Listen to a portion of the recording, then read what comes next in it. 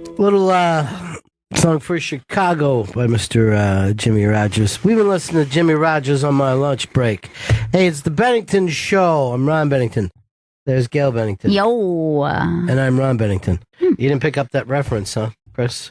No. We were listening to Jimmy Rogers on my lunch break. We've played that song a million times on here. Mr. Van Morrison, cleaning windows. All right, let's go on to next Jeopardy line. Here's what we got. Song lyrics by Jimmy Rogers. So specific. Yeah. Birthday stories by Michelle Rogers. Yeah, that was a pretty exciting game last night. That was tense, Ron. That was tense, but when Northside Boys did it, they pulled it out. Now they got to go to Cleveland, and win 2. I'm feeling good. I'm feeling good after last night. That sounds really tricky, though. It's hard. To win 2 in a row, away. But you know what I say? If you don't win 6, you ain't going to win 7. That's what I always tell the people ahead.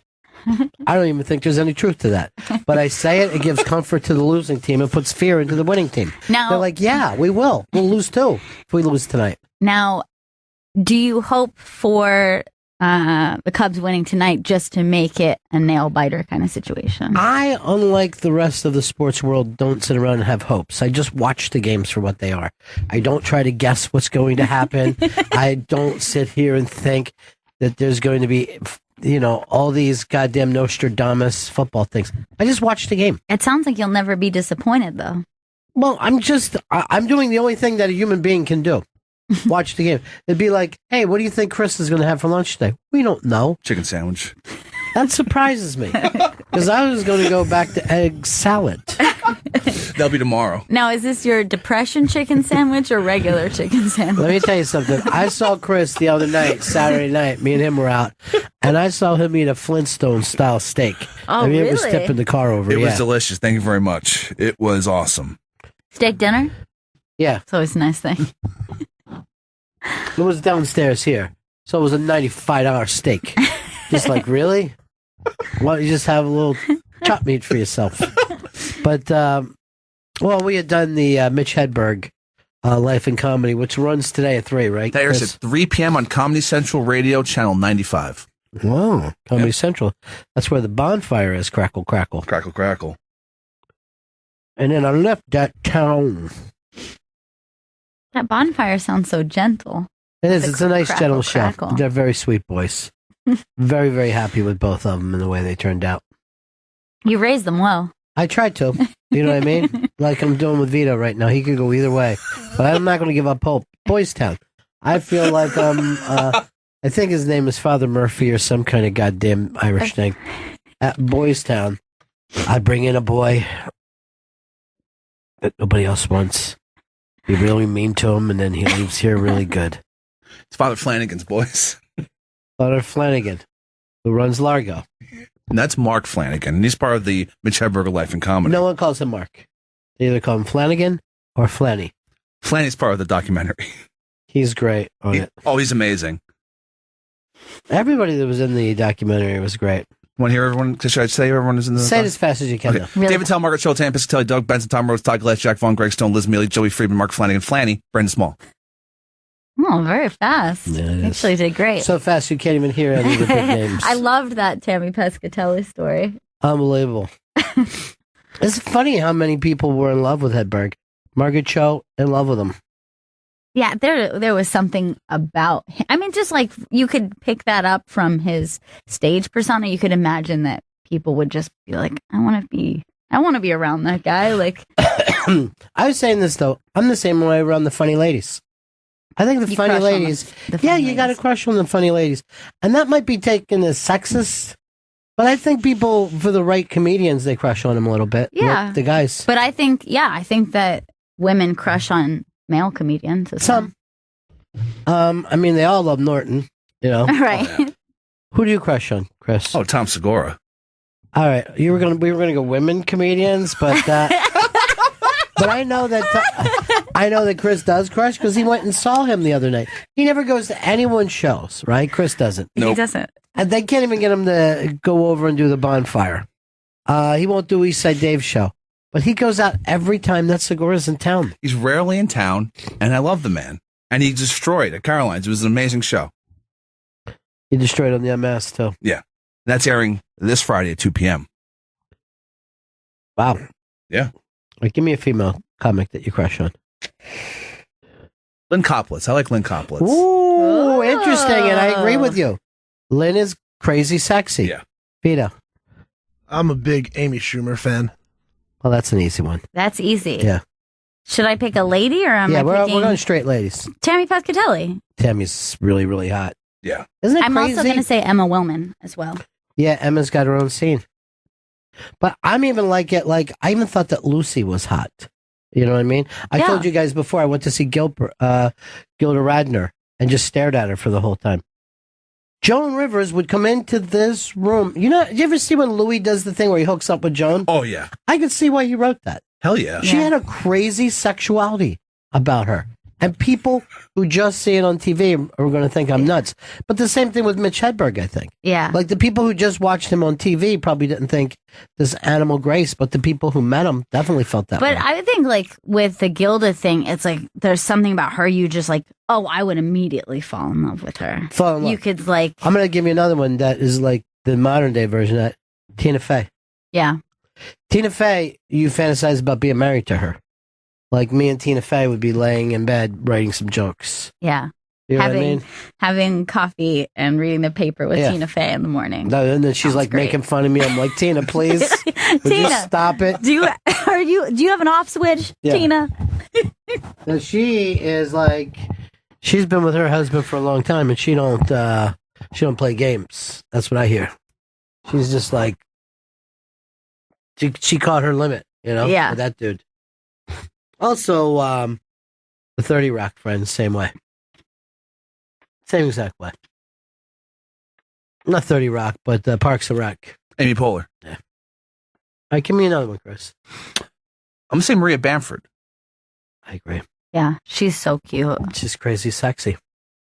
Now, do you think you're like crazy crush on her, or do you mean like married to Maria Bamford? Like what level? Crazy crush. I gotta agree with that one. I don't think you can imagine married.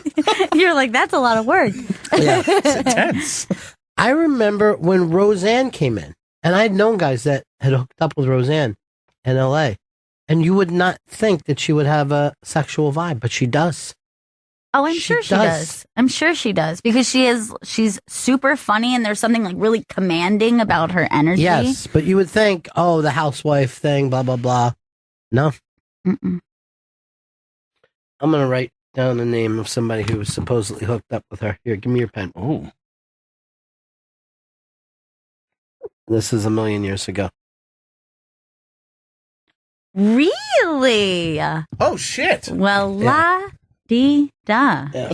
I'm jealous on both fronts. I know you are. I know you are. All right, it's the Bennington show. I've got this terrible cold, but we're going out tomorrow night. We got to make this thing work. It's Comedy 101 at the Village Underground at 9 p.m. I slept like a baby last night. Like literally like a baby. Yeah. I never sleep like that. But a good solid fever can really put you to sleep. It could be very sleepy. Yeah. I was hoping maybe if you slept good, though, that you would wake up feeling better. But that you doesn't happen like that. You sound maybe even a little worse than you did yesterday. Oh, no, I'm worse than yesterday. But, I'm going to get out of it. With your help, you folks at home, if you just send in some money. Clap if you believe. Just some cash. Clap if you think that I can feel better about myself. If you believe in fairies. And then I left that town. Here's our friend Janice out there in the middle of the Chicagoland madness. Hey, what's up, Janice? Hooray!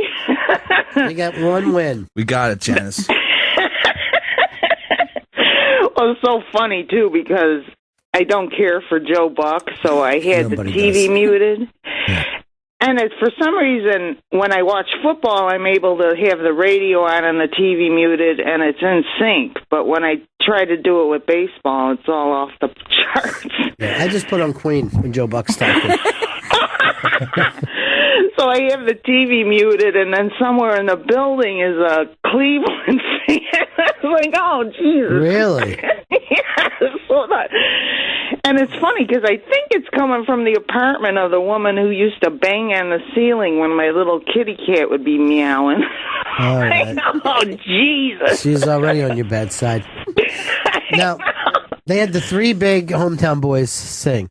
You had Bill Murray, you had Vince Vaughn, and then Ed Vedder. Mr. Ed Vedder, who I didn't He realize... did a nice job. Yeah. I didn't realize he talks so similar to his singing voice. You've never heard him talk before? Yeah, but I don't remember it being that similar to just as though he's just saying the lyrics to Jeremy Spoke. Everybody put some hands together for what is working.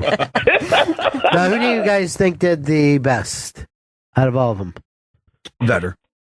Vedder over Bill Murray. What do you think? I think it was Bill Murray. I felt the crowd's just excitement over that Vito. one. I'm going to go with Vince Vaughn. Well, Vince, maybe you didn't see this. Vince definitely is in last place. He's not a fan, Ron. And he said, just like God made green apples, we knew one day Chicago would be. You're just like, stop it, Vince. And that's a bad angle for you. You used to be so thick. But Bill, I'm going to say this. I felt like Bill put himself above the team. Did you really? Yeah, I mean, doing the Daffy Duck thing and all that. I'm like, we're trying to win a fucking game here, Bill. This is not silly time. He made us Cub fans look terrible. So your vote is Ed Vedder? Ed Vedder. From PJam. Or Pearl J. Any way you want to call it. I know a friend of mine called and said, why is he doing the Daffy Duck thing? I don't know. I couldn't understand it. I'm not sure what that choice was about. I was like, is this something about the team that I don't understand? No, there's nothing there. They have There's some no reason to do that. related love to. Could have just sang it. I mean, everyone was already juiced up for the game. Yeah, everybody was loving it. Didn't need any more excitement. The fucking Cubs are in the World Series, Bill. Didn't want to take our fucking thought of what we're trying to do here either, Bill. You know? I mean, I know that you're America's sweetheart. I get it.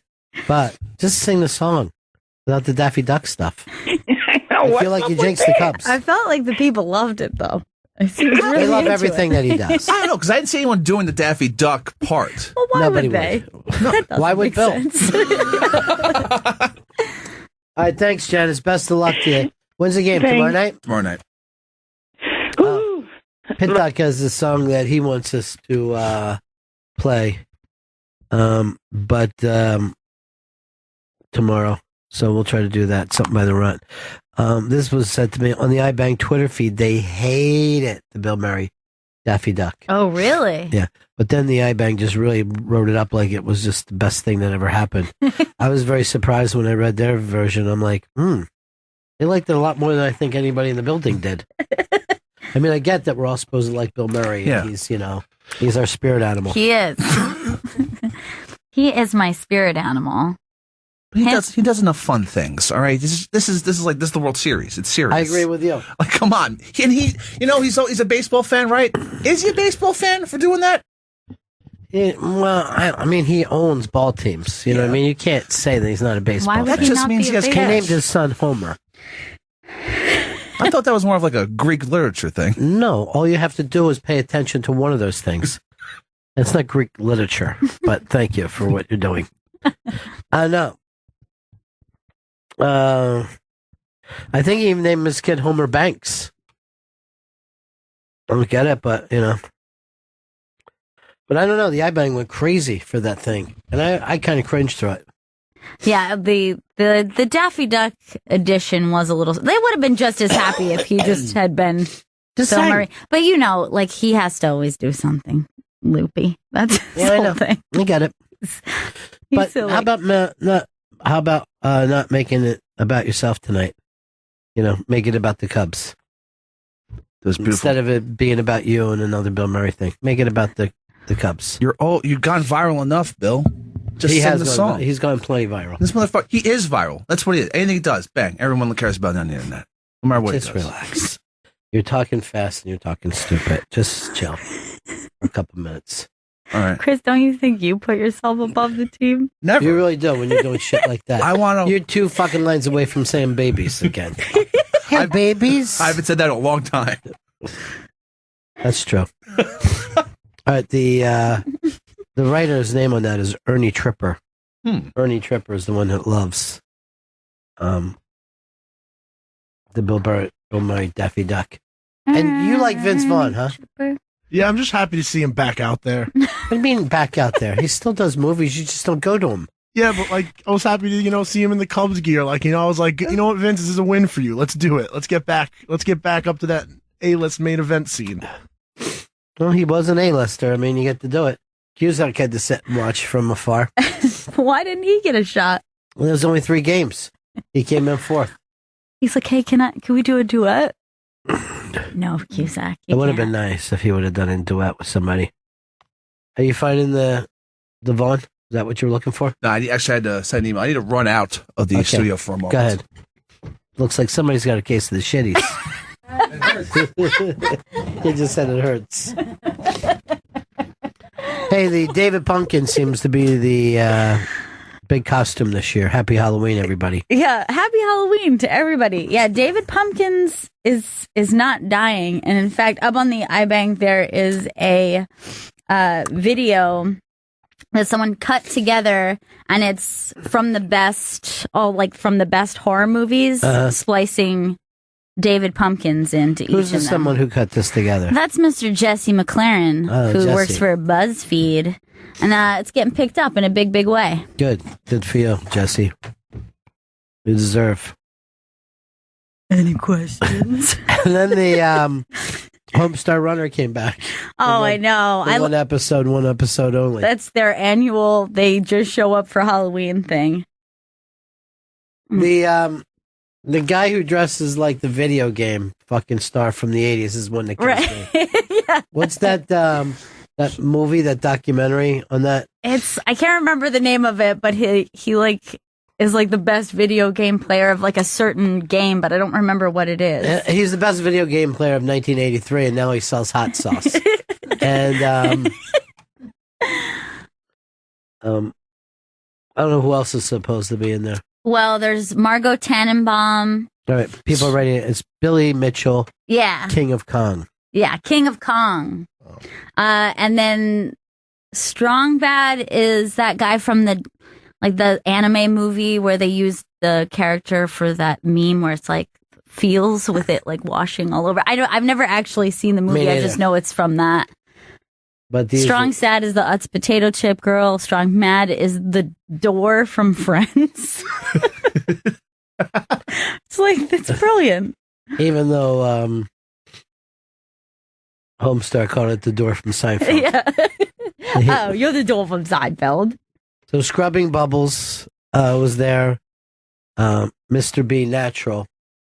Yeah, that's Homestar as Mr. B Natural. It's like some weird video from the 70s or 80s. I don't even know what that is. Coach Z is like 80s rapper as usual, though they're joking that they're getting more and more obscure because he's been one every year.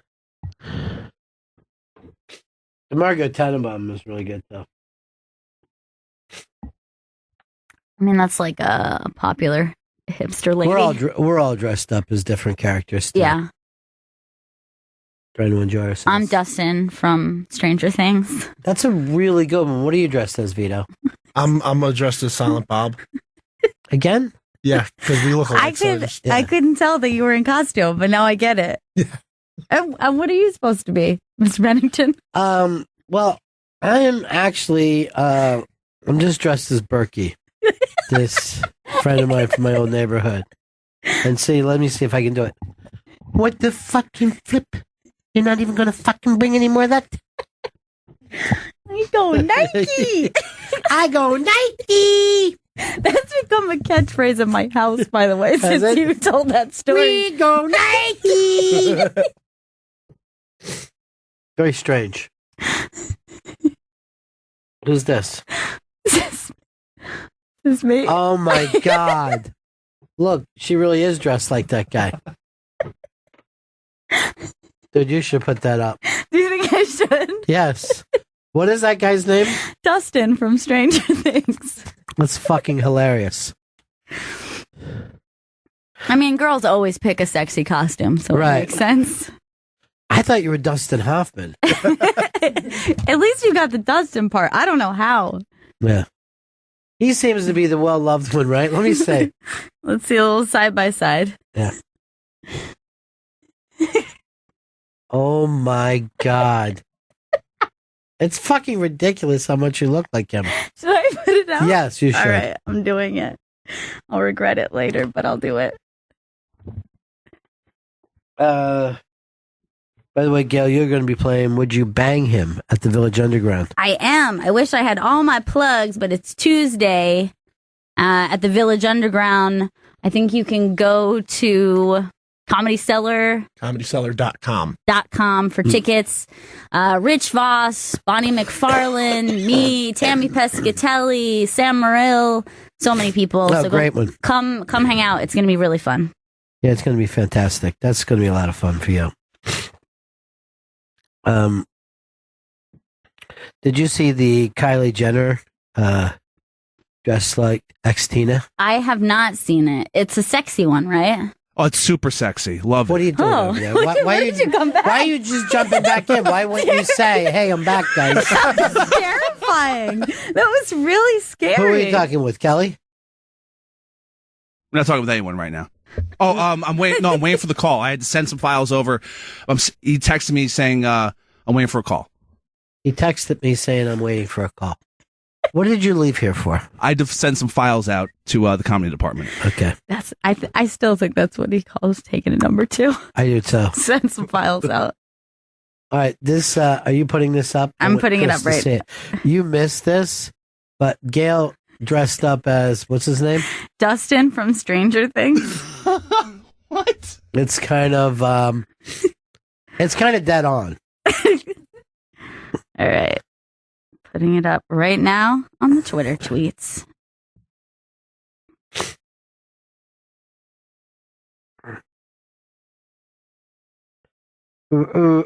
Ooh.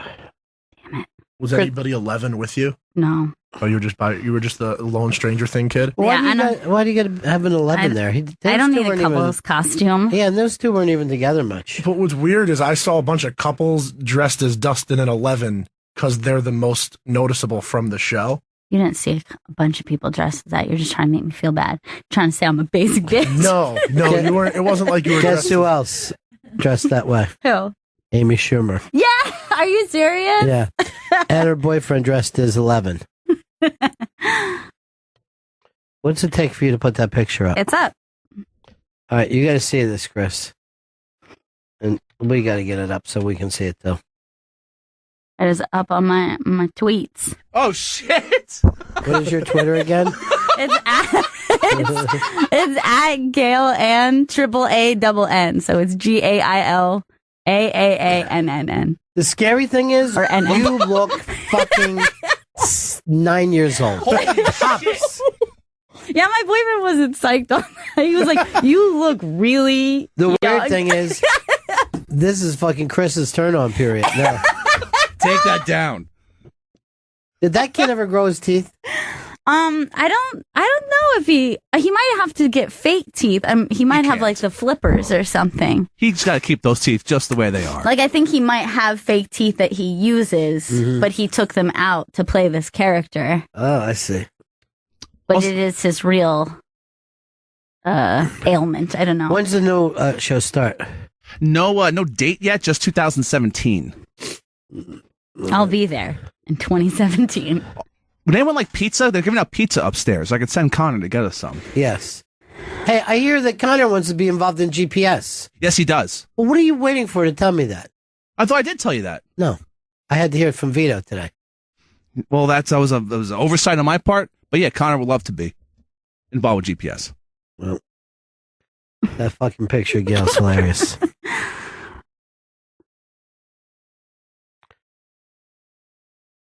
You actually look more like that kid than he does. I need to take like another one with like more squinty in the eye area because he's very squinty. Yours is very funny though. Just the fact that it makes you look so young. You could fucking go into an elementary school dressed like that and be able to sit down and have a seat. You could get served at an elementary school. Served milk. Absolutely. Get that delicious pizza they have. Did you used to drink milk or chocolate milk at school? I actually used to have a little thing of water because I didn't want to drink either. I've actually never drank chocolate milk before. In your life? No. Why? I love milk. I was a big milk fan growing up. Like, milk was my favorite. And I thought people who drank chocolate milk were weird because I was like, milk is good enough on its own. But you I have understand, but had you just chocolate try it milk. once. I've never had chocolate milk. You've never had a sip of chocolate milk. Never had a sip of chocolate milk in my whole life. What about for you? It's Chris? delicious. Straight chocolate. If I was drinking white milk, I was fucking having a bad day. You know what I would do most of the time? Orange drink. Really? Yeah, not even orange juice. Orange drink. I'll have that orange drink, and then when I'm done, I will pop it with the heel. I would drink grape drink. I think that I was not into drinking milk at school because I grew up in Florida and just like the heat Too hot. and drinking milk together is not a combination I enjoy. I did like those juice cartons they had at lunch, though. Did you guys have like grape juice cartons? I think that we're just sitting there talking about. That's what we were just I talking said about. orange drink. He said grape drink. And now you're saying like we never said those things. Oh. You're just coming in like a complete dummy that ignores everything around You them. hot? And what about the orange drink? One more thing. Orange drink. Specifically cartons, though. Yes. That's what he was It's talking not going to come in a about. fucking bottle or a glass. They're for children. Everything a child gets is in cartons. You've destroyed Halloween. But I think it's weird that kids drink cartons so much because cartons are really hard for kids to open. Maybe big thumbed kids like you. I never remember struggling with a carton. What was the difficulty for you? No, it wasn't even. It was just like when I worked at like a summer camp. I remember having to go around and every kid would be like, "Hey," like they would do. You know the thing where you try to open it and it doesn't open, and it's just like the paper. No, I was able This is to what figure you it get out. for leaving for a minute, Chris. That he gets into this. Oh, I just remember every what I chance he bring. gets, he brings up that he works with children. It's for a long time now. It's all he wants to do is hang out with kids. I know. Don't like this at all. I don't know Me how he neither. lives that life. But He's very comfortable around children. I do have Connor getting his pizza, so that's a positive. I don't know. I don't really care one way or the other. Oh, okay. Is this Halloween pizza? Is that the purpose It's of the it? Halloween gathering on the 37th floor. I saw someone walking around with pizza. I investigated a little bit while I was Did out. anybody dress up here? I haven't did seen I- anyone dressed up. I mean, I thought people were dressed up and then it was Guar. And what's It the looked sense of great. having Guar coming here and dressing up if they don't have an audience? Yeah, well, that was surprising to me. There was no audience there. Really weird. I don't know who booked it. I'll get to the bottom of it, though. Well, you don't have to take care of it like that. We're just talking it out, Chris. You don't have This to has have a nothing to you. solution. Nothing to do with you. What's this bit about NASA's carving pumpkins? So, folks at NASA had a little pumpkin carving contest, Uh-huh. but all of the pumpkins are like next level insane. Vito's pulling it up right now. Oh, that's great, Peter. It's just a regular pumpkin. That's all I say.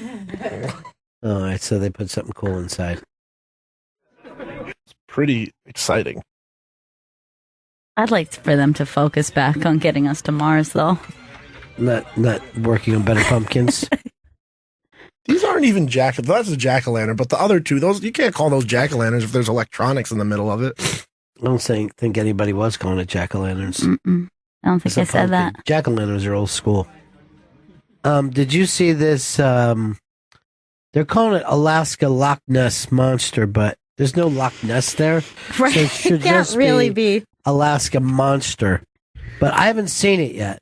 And I understand that people still can't come up with a reason that this is happening. All right. They got some video of it? Yeah. All right, let's take a look. Oh,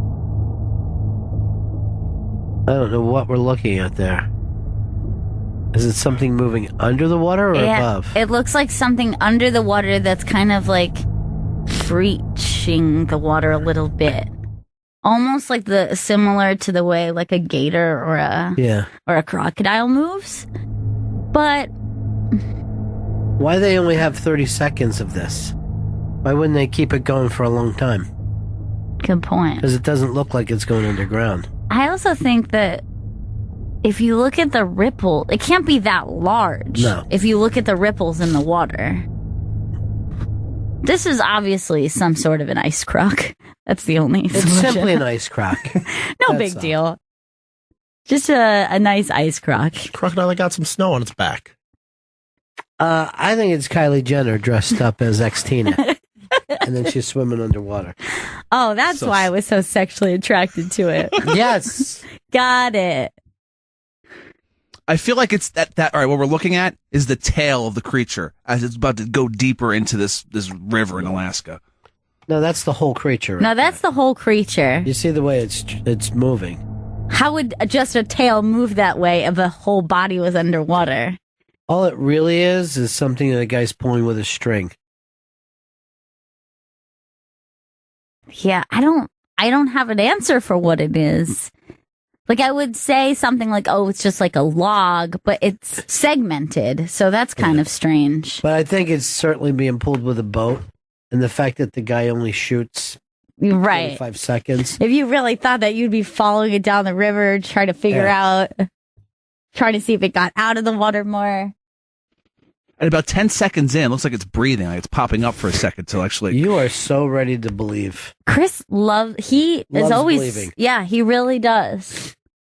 Anything related to creatures or aliens. We don't know what's in the deep out there. Yeah, we but don't. this is a river. It's not really the deep. But it probably came in from Some the of ocean. this stuff is 8-9 feet deep. It's never been explored by man. We don't know what's 8 feet deep in rivers. We just don't. There's no other explanation for this freakish long-tailed monster. Why would there be no other explanation? You don't have one? You're the exact opposite of science. When you don't have an explanation, you just leap to a monster. Blind faith. That's what you have. I wouldn't say a monster, some sort of creature that we don't know what a creature is a monster, dude. It's just surprising that you're not more religious. It must have got into this. Maybe it's a land walker and it went into the ocean. A land walker? What? You mean like a dog or a horse? Yeah. Oh, okay. Got into this Alaska. So it's a dog then. Yeah. So this land walker or dog got into the ocean. It's swimming under in the river. Yeah, this Alaskan river. With some ice on its back. I'd be going to Fairbanks, Alaska if I could. Try to fucking hunt this thing down. Go. I'll sign off of it right now. Oh, shit. I'd do anything for you to go up there and drown. It's so goddamn funny. But yeah, you need one of those midnight shows where you just believe in whatever. I would definitely listen to that. Yeah. I mean, I love a good conspiracy. Because he wouldn't be presenting any facts. He would just be like, this is nuts, right? Believe this shit? Fucking crazy. Landwalker, you're on line 7. Try and talk to us. 844 Rock God. All right. I just want to say to Jacko on Twitter, this is not racist. It's not making fun of country people. It's a character from a show who's a little boy. Seems a little racist, though. It's not. It's racist, Ron. He's not Southern or country. He just has no teeth. They're Midwestern. Young and restless. God, that's so scary how young you are. It's so fucking scary. Now, did you see that everyone's mad at Hillary Duff for her racist costume? So she did like a Pilgrim and Indian, her and right. his boyfriend. And they're saying you're a fucking racist. Yeah, it seems like it's one that's come up a few times. Yeah. So, like, you should at least know that this is going to be a red flag. Oh, I get it. Because the red man. No, that's not what I mean. By the way, Vito, do you know how you sent this in? as Hillary Clinton's racist fucking costume. God. Instead of Hillary Duff's. I He doesn't see the difference between the two. Oh my god! got Hillary on the brain. You don't have anything on your brain, dude. I think that's Nothing. Your brain is as empty as fuck. well. The words in Hillary Clinton's a racist. Well, this is in Hillary Clinton. This was found on her email. She's dressed up. Now, she's not racist for being a pilgrim, right? No, she's just getting dragged into this because of her boyfriend. It's not even that racist. He's not in, like, Yeah, but whenever I Indian see face. whenever I see a couple's costume, I always assume it's the girl's idea. Like, we should be a pilgrim and an Indian. I just assume.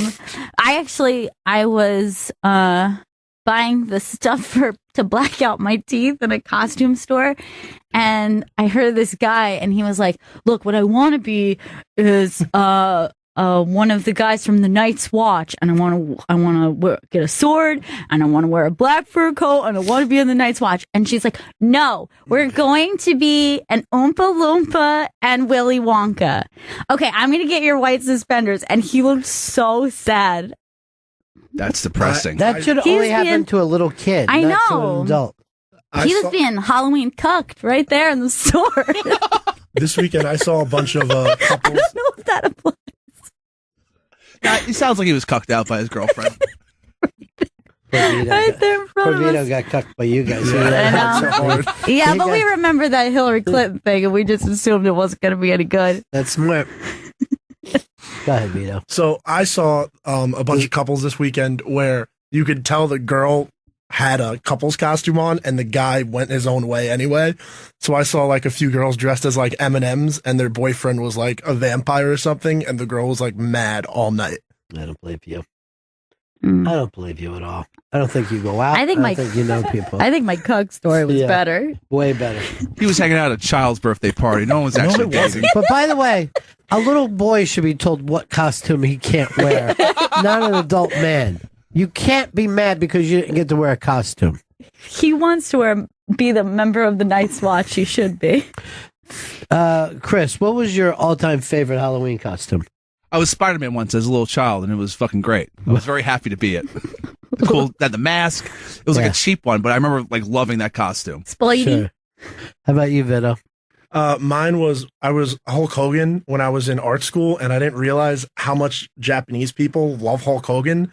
So I went to an art school where there were all these like Japanese transfer students, and all night they were just so excited and taking pictures with me. And I actually felt like Hogan himself. So Oh you my were an God. adult for Yeah. years. Oh yeah. Good God. Chris was like a small child dressed up and feeling 6. excited. But you were 22. You're like, this is fucking great. I'm getting the attention I've always dreamed of. What about you, Gail? It would be this one right here, which is one my mom made for me when I was little. Edward Scissorhands. And I was so excited about That's that costume. adorable, yeah. And you're like at that age where you're just like, people are going to pretty much think that I'm Edward Scissorhands. Yeah. Like you're so young enough that you're like, this is pretty accurate.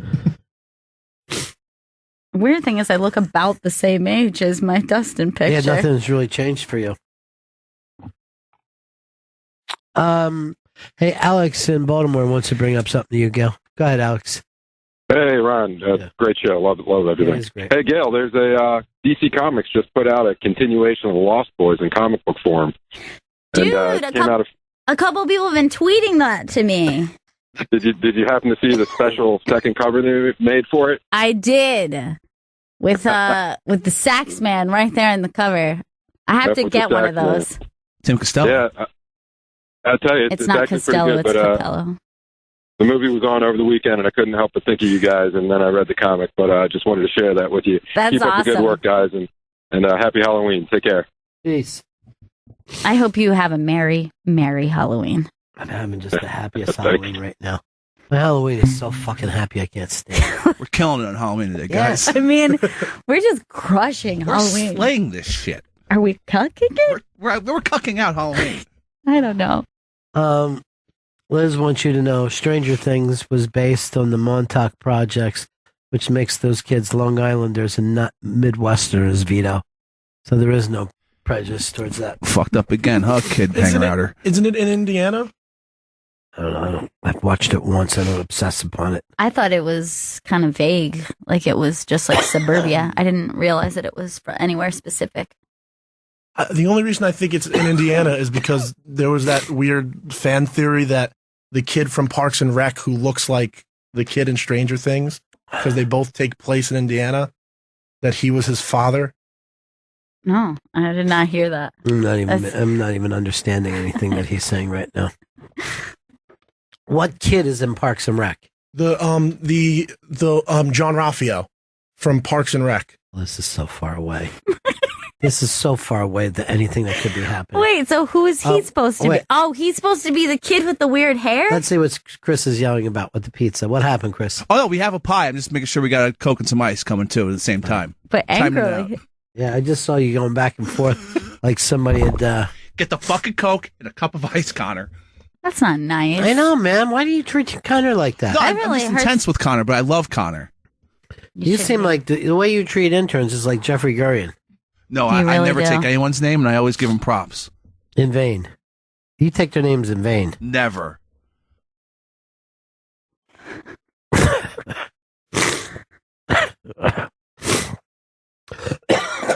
Oh, you're so sicky. No, I'm dying.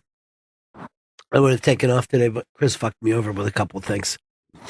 I didn't want to fuck you over. But you know you did, right? I know I did. Yeah, I'm aware of that. I'm aware that I fucked you I over. don't know if I'm going to be able to go tomorrow night. No. Do you get nervous that he said fucked you? I don't know. I'm really sick, for real. Like, my doctor said I'm probably either dead or going to be dead. Jesus. No. Your doctor said that? Yeah. So, I got to listen to him. That's the prognosis? That's what he says. I don't know. He's the fucking smart one. My doctor's Dr. House, and he was writing some stuff just on glass. In the middle of the room. He's good. I'm going to get him a notebook. He likes to write on glass. Doesn't even use a blackboard. Kate Hudson, her party brings out all the bangable stars. That's what she's known for. So she has the hot bangable stars. And they look like they did not even do a couple's costume. They look like they went with like all of us girls costume. Oh, like a crew. Yeah. Like a squad costume. Yeah, look at them there. Only what they're supposed to be, like Westworld fucking hookers. What are they? I think they're Westworld hookers. Oh, yeah, they are kind of like, but they're all in white. I'm Yeah. not really sure what's going on there. I guess they're just, yeah, Westworld rapeable women. Sure. Nice rapables. Kill them, too. You can kill them. Did you watch last night? I put it on, but I fell asleep with my sickness. Did you watch? I did. Did you like it? It was a good episode. Yeah. It was good. It was a good episode. You guys feel like you're more to figuring it out now? No. I'm not, at least. I think that now we're going back to feeling closer to what that Reddit theory. Oh, yeah. Was, That definitely came back. Yeah. That there's two different timelines taking Yeah. place. Like the previous episode, I was like, I'm not sure if that's the case. Now that seems to be very clear. Yeah. I feel more confident in it than ever. Well, it doesn't matter if you're confident. You're just watching it. You take nothing out of this. You didn't Right. come up with the theory. It's Chris's theory, really. Chris stole it from you. You see, there's two different timelines happening. I heard it from Chris first, so that's what makes it true. And seconds before we were supposed to hear it from Vito. Yeah, but Chris explained it better. Did he? He actually said in that, if you'll go back and listen to it, what I think is when he doesn't think it at all. He stole it. Don't they say only kids steal a lot of stuff, though? Is that true? Yeah. I know that the stereotype is that they're Spoiled.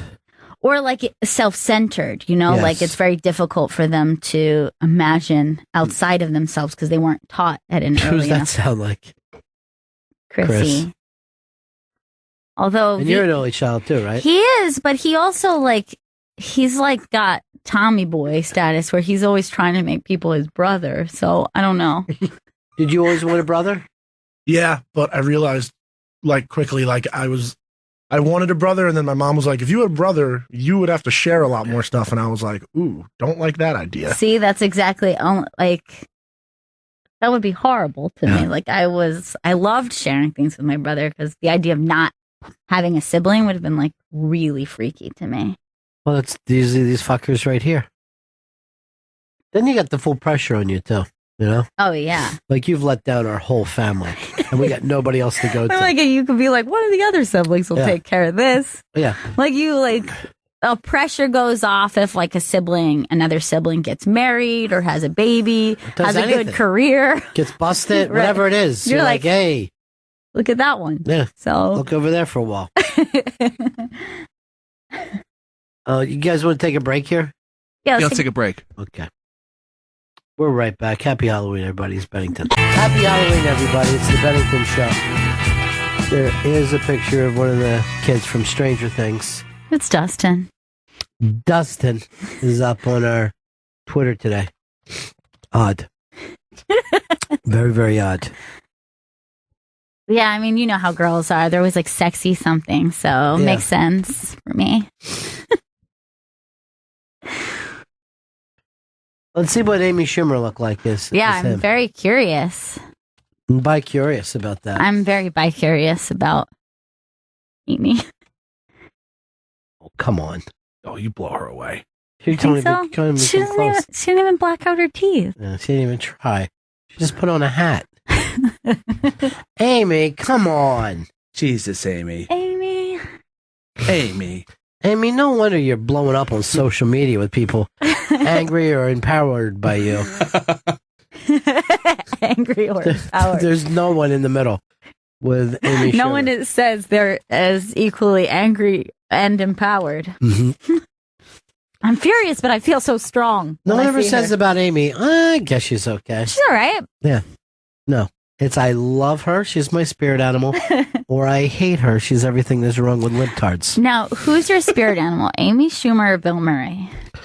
Mine right now is Amy Murray. Oh, that's great. That's the singer from the 70s. Look how good Rachel Feinstein looks in the picture of Amy. I don't even get that. In the picture of Amy. I don't know. I don't see one with Rachel. No, I don't see it either. The Halloween pic that's up on the site. I'm not getting it. Ooh, ooh, ooh, ooh. It's loading. Assume it's the one Chris put up. What? Our guest, Mr. Kevin McDonald, is here. Oh, great. Oh, cool. A live taping of Kevin McDonald Show is happening tomorrow night at 8 p.m. at Union Hall in Brooklyn. The show features Rachel Dratch and Ted Leo. Go to foreverdogproductions.com for tickets. Explain to everybody who he is. Kevin McDonald from Kids in the Hall. Mm-hmm. And in Saturday Night Live, it's Kevin McDonald. He just yelled, it's Kevin McDonald. All right, let's bring him in. It's a terrible cold. It may be worse. Kevin McDonald is in studio with us. A live taping of Kevin McDonald Show is happening tomorrow night at 8 p.m. at Union Hall in Brooklyn. The show features Rachel Dratch and Ted Leo. Go to foreverdogproductions.com for tickets. Ooh, that's a nice show. That is a very nice show. It's a nice show. If I don't ruin it, yes, I'll try my best. I won't try my best to ruin it. I'll try my best to be good. But sometimes when you try your best too hard, you ruin things. That's true. So go there to ruin it, and then anything that happens above that is a win. Yes, but then it's like the producers. What if I go to ruin it and I actually ruin it? Yeah, that would be great. That would be great in a bad way. It would be great in a bad way. Union Hall is a great venue, too. It's a really, it is. Really great space. It is. We did the last podcast there, and it's great. And I'm talking like I have a good story for it, but I'm not. So I'm going to keep in that rhythm. Like maybe a great story will pop into my head, but as I keep talking, there's no great story popping into my head. But it's a great place. I'll react like it was. Interesting thing about Union Hall. Not a lot of people know this, but it's a very nice place. Yeah. There's nowhere to go. Did I mention Rachel Dratch? And I have an amusing anecdote. I ordered a drink and I got one. Yeah. That's great. That's very amusing. This terrible cold that I have that my doctor says could be worse. Life's threatening. He said, first of all, he said, I don't know how you're still alive. You must have the strength of 10 men. But I caught this from a person that came in here. John Anderson from Yes. Rick Wakeman and John Anderson. I knew that Yes was like that. So I have the Yes cold. which is pretty thrilling. Does that give you any comfort to None. know that it has moved through Yes? That this is a prog rock cold. I was going to say that. Oh, you took the joke from me. Well, I was still forming in my head. Do I say progressive? Do I say prog? Or do you go progressively sick? But no one will get that. But you just did it. You just said it. You know, the young people here were saying to me about prog rock. They're like, "What happened there? How did that even happen?" I'm like, "Oh, it was serious to us for a little while." Oh, yeah. Well, you loved it. I'm about to be boring for a second, if I may. You'll lose your viewership. Is it called viewership? Yes, it is. When people are listening, it's called viewership. I think prog rock was the Beatles' fault because Sgt. Pepper and Abbey Road, and people took it to a boring height. Took it too seriously. They took it too seriously. Exactly. Yeah. They took it too seriously. That's what I was going to say Whiter Shade of Pale. Remember the song Yes. Whiter Shade I of love Pale? that song. But remember the dumbness of the lyrics? Like, what is this supposed to mean? Spin the night fandango. Yeah. And then everyone's 15 like, Vestal Virgins. I don't know what was going on there. Makes it seem important. That's a great song, though. But is that prog rock? I think it's that's the beginning of it. I think. Yeah, it's like a pre-prog that you could do. But then by the time it got to Yes, Jethro Tull, Emerson, Lake and Palmer, I mean, it just got so big, so gigantically big. Now, Pink Floyd works for me. Is that? Yes. But that's not just prog rock. It's also blues and. We're talking about what I want to talk about. I would say Pink Floyd does work as prog rock, even though people don't call it that. Yes. Because they don't have a really annoying, keyboard going. And I'm supposed to say that Genesis was good with Peter Gabriel. I know I'm supposed to say that. Yeah, Yes. that is something that people say. You're supposed to say that, yes. Now, I liked them more before they sold records. Yeah. that's cool. Yeah. You're really cool. Yeah. Now, of all the prog rock bands, Yes. do you think that this is the best prog rock cold to get? Are you most Yes. honored? Ooh, I don't know. I Do you mean, have- probably kids would be more excited if I had a Rush cold. I know Rush because I'm Canadian and they're very nice guys. Yeah, That's all I have to say about that's all you have. That's all they're very nice guys. I would always see Geddy Lee at spring training games. He's a giant Blue Jays fan. And he was almost like, if you can be a sports nerd, he was like really, he didn't want to be Geddy Lee there. He was the baseball guy paying attention very, very closely. Yes, he to was his Blue Jays. once in a movie theater. This will be good for your viewership because I'm about to do something visual. He saw me in the theater and he turned around and he did this. I'm doing the head crushing thing, so the 12 of you who know the Kids in the Hall know that I'm doing a thing that we do in the show, and that was very excited for. I dropped my popcorn. You did. Yeah. So that is cool when a rock star goes, "Oh, look who's here." Yes, yeah. Yeah, that's nice. They're very nice guys. That's all I have to say about them. But Kids in the Hall did give off a rock star vibe themselves. Yes, well, we were young when we started, and then Dave Foley would always say, "We're the Sex Pistols of comedy." I'm not sure whether, but then we had nice homes, and we dressed nice, and we showered. The Sex Pistols probably showered. I'm asking my parents now. They don't shower. Don't listen to them. They were very fashion oriented. Another thing about Sex Pistols. We're talking about what I want to talk about. We are talking about music. But we were just like John Belushi. Wasn't he sort of the first rock and roll comedian? He could certainly be considered a rock and roll comedian. Interesting. I knew a guy who used to bring himself out as he is the Lenny Bruce Springsteen of comedy. And it kind of worked for him for a little while. Did he do the court transcript, Lenny? Ladies and gentlemen, can I just do my act? It's so sad by the end of it. He's just going through papers. He did some good court jokes, though. The one they show on satellite, play on satellite radio, they get to the jokey part of the court transcript. Yeah. Kevin McDonald is in studio with us. A live taping of Kevin McDonald's Kevin McDonald Show is happening tomorrow night at 8 p.m. at Union Hall in Brooklyn. The show features Rachel Dratch. Brilliant! And Ted Leo. Brilliant! ForeverDogProductions.com for tickets. That's a really good lineup. Yeah. It is a very good lineup. Of course, I'm fans of both. I saw Ted Leo, and why am I telling this? There's nothing funny or interesting about it. I was a little drunk, and afterwards I said, "I know what you do. You do complicated punk," and he liked that. He liked that very much. So you, now, did you book him as a friend or just like a... No, it was a coincidence. They asked a bunch of people, and he said yes. And he said, "Yeah, I'll do it," because in Edmonton, Kevin came up to me after the show and said, "You did complicated punk," and I said, "I like that." Yeah. Who's the first person for punk for you guys? Where would you say the punk starts? Oh, with me, it's mainstream. It's Sex Pistols. Sex Pistols first? Yeah, for me, it's the Ramones. It was like the first to me. See, I'm going to go back to even say Iggy or Patti Smith or the MC5. Or the MC5. Yeah, the MC5 is really, well, that was like the first time that the term punk rock was ever done. That was what, Dave Marsh, I believe? Dave Marsh said that, yeah. Wow! Yeah, We're talking about what I want to talk about! And New York Dolls as well, probably. For Oh, you. yeah. New York Dolls. See, I didn't know that was punk, and they were the records that my Uncle Brian had. And I liked it, but I just called it rock and roll. Yeah, no. I was 16 at the perfect time to be... There's two perfect times in America to be 16. When Elvis started and when the Sex Pistols started. And my mother was 16 when Elvis started, and I was 16 when the Sex Pistols started. And I don't know where I'm going with this, but... No, I like it. I like that premise, though. I like that premise that you want to be the right age when something You want to breaks. be, I think you want to be a 16 is the right teenager age. Yeah. for punk rock. 15 is a bit too young, 18 is too old, 16 was, and it came out, and driving the car, my dad made me turn down that noise, just like my mom's dad made me turn down that noise. Yeah, there's nothing a kid wants more than their parents to think that their music is shit. Yes. You know what I mean? That's the best thing that could happen to you. But I do like the idea that you want to be the exact age when something breaks. Because I think Cobain was like the first guy that didn't crush me when I found out he died. And I was working in radio and all these people. Because your age. Because of my age. I'm like, oh yeah, people die. Dude, I've had friends OD. So I get it. I've lived a life now, and I know that it's not. The kids. There is a theory the kids in the hall killed him.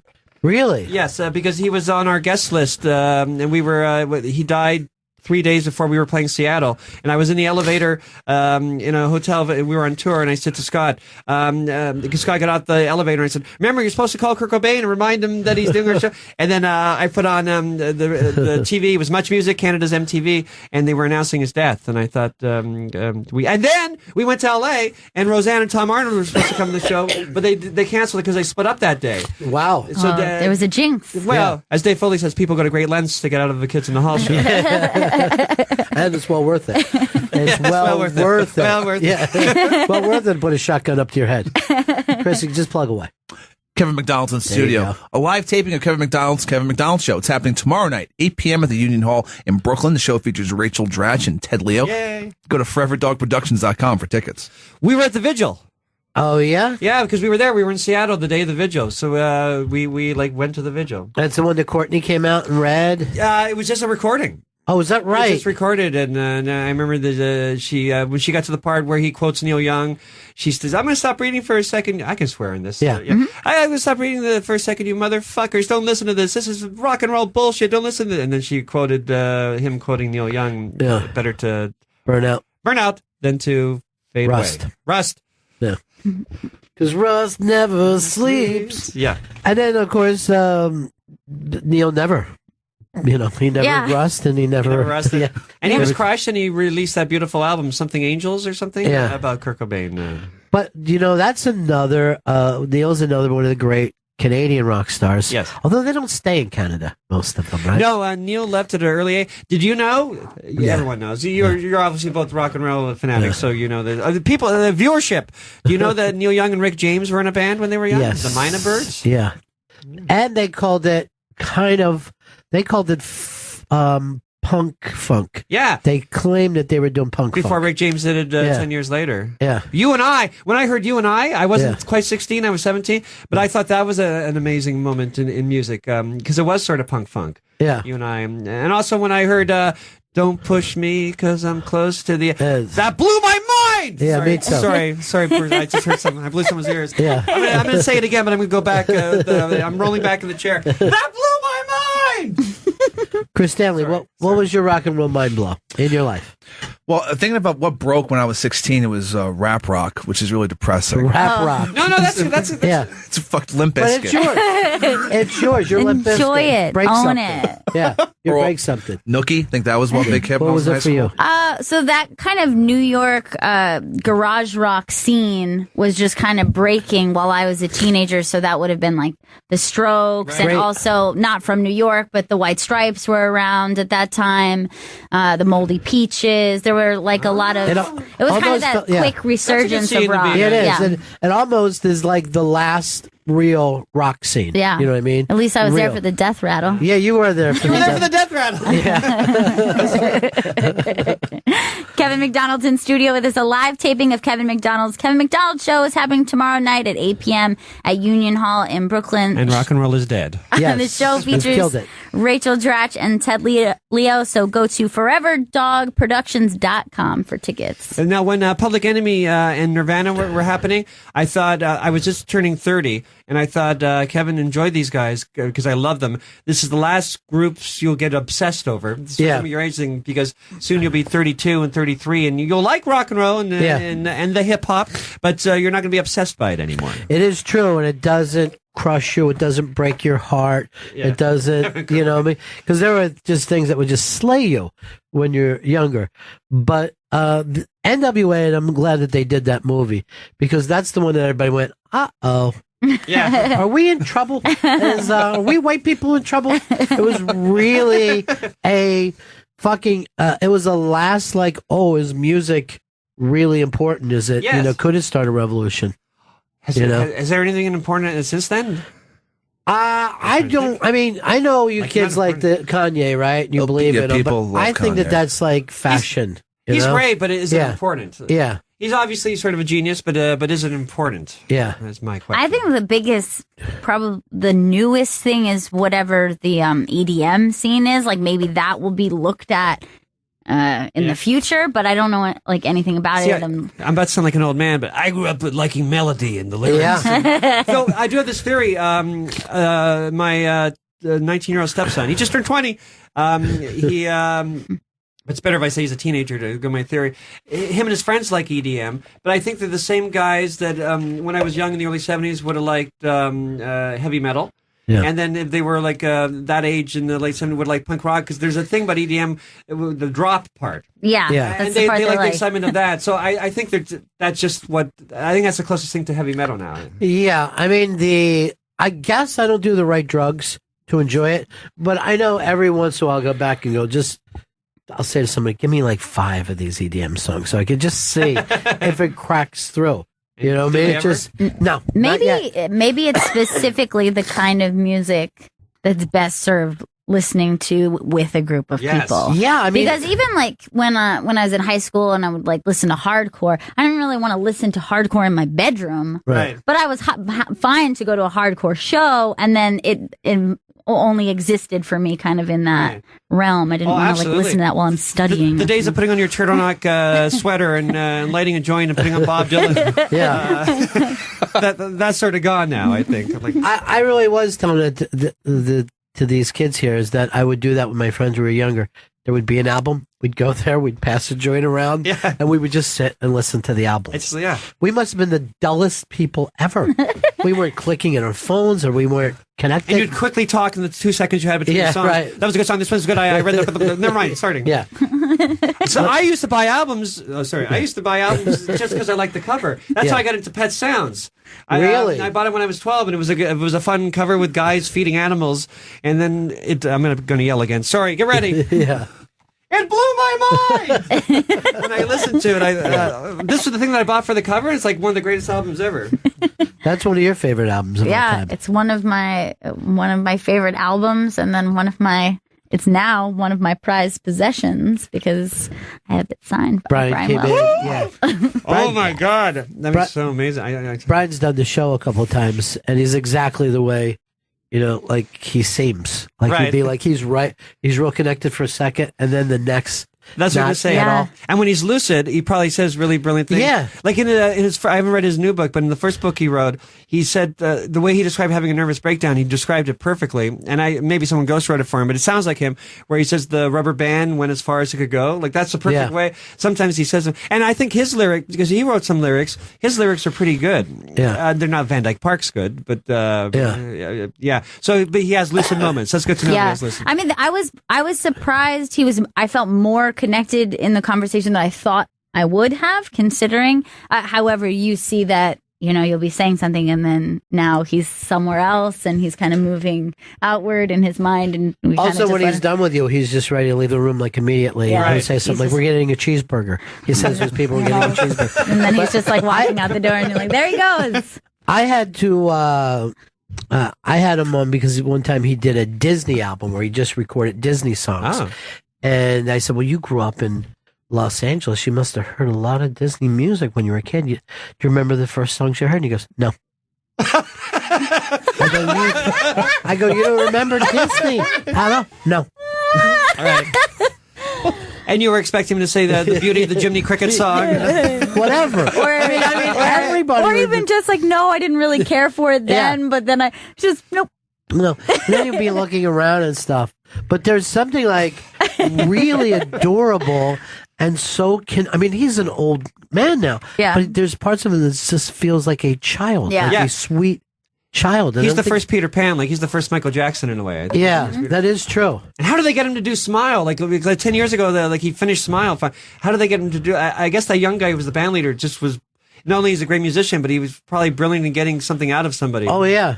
Well, you saw him do what? Pet Sounds? Yeah, I saw him do in Brooklyn at near McCarran Park. They did Pet Sounds in its entirety, and he just seemed like he was just having so much fun. Yeah, like he was just having a great time, and yeah, it was a very cool thing. Were you saying that sometimes that he would just start talking in the middle of the song stuff? Yeah, like sometimes he would just kind of start talking, or he was like really honed in on the light and the wind, and so in between each thing, he's like, now it's a little darker than it was, and he's like, now the wind's back up again, and like he was kind of giving like weather reports in between each song. Which After his first cool. name was Brokedown, he wrote songs like that. There's that brilliant song where he gives directions to his house, and they say, if you know where he's starting, you could have got to his house. First you turn left, you go down a couple blocks, then you turn right. But it's really great. And I saw him do Pet Sounds, and I saw him do Smile, and I remember he had one moment like that where during the song he said, "That's a really good bass part." Yeah. He would just say things like that. Oh yeah, there was one point that his backing band was harmonizing with him. And then afterwards, while the song was still going on, he was like, "That was really good, guys." But like the music is still playing, and they're giving him a nod, like, "Yeah, let's get back into the song." But he was like, "No, that was really good. You guys did great just now. That was great. It was so sweet." He's a sweet childlike genius who can be lucid sometimes. And now he sings the Mike Love parts. Yeah, His voice is lower, and exactly. That guy from Chicago is an amazing singer who sings the high parts. Is that who it is? I think he's a guy from Chicago. I'm sorry, I don't know his name. And now Mike Love goes around going, "I really wrote a lot more than that than anyone ever thought I did."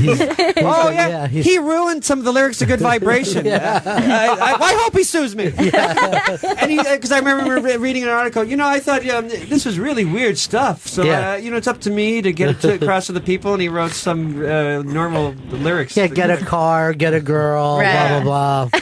Because the original lyrics to Good Vibration are really great. I'd love to hear that. Hey, Walker, what's up? Walker, we got you, buddy?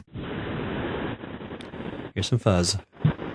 Walker, you there? Hey, yeah, I'm sorry, Ronnie. Hey. I'm here. I'm driving to my car. Happy Halloween, Bennington. Oh, thanks, man. Happy Halloween. Hey, so my rock revelation came in the early 90s with the Black Crowes. In the 80s, I just kind of checked out musically. I was listening to oldies and classic rock. And then I heard Hard to Handle. I saw it on Letterman live. I'm like, hey, I can start listening to music again. That was obviously a great band, and really sounds like They were the great. Faces. You know what I mean? Yes. It sounds exactly like the Faces. Yes, and for some reason, the Kids in the Hall, we toured at the same time in the early 90s, the Black Crowes, and we became best friends. Really? Did you know this? This is an interesting bit of trivia. Chris Robinson and I think Steve Gorman, the drummer, the Black Crowes, they were a comedy troupe first. No way. He said their first inspiration was us, then the Rolling Stones and the Faces. Wow. In high school, they were a comedy troupe first. Isn't that crazy? Wow. They were a comedy troupe I like first. the idea of saying, like, I know that we want to be a group of some sort. Yeah. We just haven't figured out which. Yeah. Like, Exactly as long it. as it's group related. Well, we're when I was a kid, my Aunt Judy split up with her boyfriend and gave me all her Beatle albums. And those are my first conscious memories. And I knew I was going to be in a group. I didn't know exactly what you're saying. I didn't know what kind of mime, maybe. I don't know. A group of chefs that got together. I don't know. I was ready for it, though. So you just stared at these albums while you're listening to them. You're staring Yes, at them. I stare at them, and you read the liner notes, like Yeah. you have them memorized, and it's true. this is really pathetic and it won't help your viewership, but I would hold the album and then, especially if it's an album of the group, and I'd sort of move it and pretend that they were like, Yeah. they were playing it. You can't do that nowadays. No. Why would you? Why would you want to? Kevin McDonald is in studio with us. A live taping of Kevin McDonald's Kevin McDonald Show is happening tomorrow night at 8 p.m. at Union Hall in Brooklyn. Rachel Dratch and Ted Leo will be there. ForeverDogProductions.com for tickets. Yay. The first time we met the Black Crowes, one of us got arrested. Yeah? Can I tell? He'll be heard. I'll just say one of us. Yeah. It was Chris. No, like one of the kids in the hall. Oh, really? Yeah, we did a show in Atlanta, and we do a sketch called The Door Sketch, where Bruce McCullough works at a record store. There were record stores back in the early 90s still, and I want to get into something new, and I say Depeche Mode, and he says sucks, and I say another band sucks, and he gets into the Doors. We thought it would be fun if during the show, if I said Black Crowes, and we all loved the Black Crowes. We all found it was like a guilty pleasure, and we all found I like the Black Crowes. I got the Black Crowes. So we loved them. So we thought it would be, since we loved them, we thought it would be fair to say Black Crowes, and he would say sucks, and then the Atlanta audience would boo us. So we say Black Crowes, and Bruce says sucks, and the audience cheers and goes crazy because you're never liked in your hometown. Right. And then afterwards, we feel bad, so we're putting on our Black Crow CD in the dressing room after, and this big guy came up and said, "Hi, I'm Steve Gorman, drummer of the Black Crowes. When you said that we sucked, I knew you were calling out to me." And he's like the coolest guy in the world. And we went to a bar, we drank too much. One of us, the short one, peed in front of a security guard, and so he was arrested. And then the tall one and I, Mark and I, there was a nervous college student who was studying journalism, and he wanted to interview us all night. And we said, we can't right now. We're with friends. And then we said, he had a car. So we said, if you drive us to the police station so we could bail our friend out, we'll give you an interview. So we were driving, and all of a sudden, he stops the car in the middle of the road, and he goes, "I want to be a journalist, but my mother wants me to be an attorney, but I don't want to be an attorney. He had a nervous breakdown right on the way to bailing the short kid in the hall out. Yeah. It's always funny, too. There are certain people that young people who haven't interviewed anyone yet feel like they can call and say, "Yes, I want to interview you." Because a lot of times that you'll read stuff with comedians and you're like, who was asking these questions? An 8-year-old? And it happens all the time. That's true. That's with true. comedy. That's true. I don't know why that is, but it happens all the time. Like, I want to do this. I'll start with comedians, before I work my way up. To the real thing. Yes. To something that I matters. was going to say for their zine, but I don't think kids do that anymore because there's an internet. Yeah. I want to publish zines and Rage Against Machines. You should pierce your tongue. It doesn't hurt. It feels fine. Now, you know what was weird about the Black Crowes? The Counting Crows came out at the same time. Yeah. So we have no crow bands. And then we suddenly have Too many. Yes. And Sheryl Crow. And Sheryl Oh Crow my was God. the same time. It was like 3 big crows. Yeah. That's how it always is. Either too much or too little. Feast or crows. famine. Yes. Feast or famine. But with Sheryl crows. Crow going, this is my actual name. I don't know what I'm supposed to do. And that's right. They all hit about like a 92, 93 type thing. Cheryl is, well, it's weird too. All those bands are still, they've still got either touring or the Black Crowes are going to be back together again. I would think so. Yeah. I would think so. They're like kids in the hall, like, oh yeah, you guys are broke up. Right. So. We never did break up. We just didn't, we didn't know what was happening for 4 years. Right. And during those 4 years, they started showing our show on Comedy Central. And then people thought it was on for the first time, and there was a demand for us, and that's why we're together, because of Comedy Central. Thank you very much, Comedy Central. Well, when I was up in Canada, I saw you doing a show, and just other guys from the show stop by and do stuff as well, right? Which show was that? I'm not sure the name of it because we don't get it here, but it was a sitcom. Oh, of right. some type, yeah. There was Dave's sitcom that we all played a goth band in that. The guy, that was sort of fun, and because the kids in the hall are like bigger in Canada, the writers let us sort of rewrite it, which was kind of fun. But I remember Scott Thompson had a prostate exam that morning, and then we had a writers meeting, and we read a few new jokes. And before we read a few new jokes, Scott whispered to Bruce, "I just pooed myself a little." And then he read a few jokes. And Scott, who gets enraged really quickly, said, "Oh yeah," he was enraged at some of the jokes they wanted him to say. And then Bruce was being a good guy, said, "Scott just has a phone call," meaning he wants to go clean himself because he just pooed himself. And Scott just has a phone call, and then we'll finish this later. And Scott's, "No, I have some notes about these jokes." So he stayed there another hour with his pooey pants. True story. Yeah, it's hilarious. The old prostate exam story. And Scott's the one with the quick temper. Yeah, I guess, but just to label him that would, he's everything. He also, the slow temper. Yeah. Scott Thompson is everything. Joey Ramone once said, "I don't know anybody in the world like Dee Dee," and I think I would say that about Scott Thompson. I don't know anyone. He's everything. He's cool. He's not cool. He's everything. He's excited and happy. He's sad and depressed. I always like the type of person, like if you give them a compliment, they'll start to smile right away, like this is great. And I've seen Scott do that from time to time, like, hey, this makes I guess me I feel am that good. kind of a genius. This makes me feel good. Yes.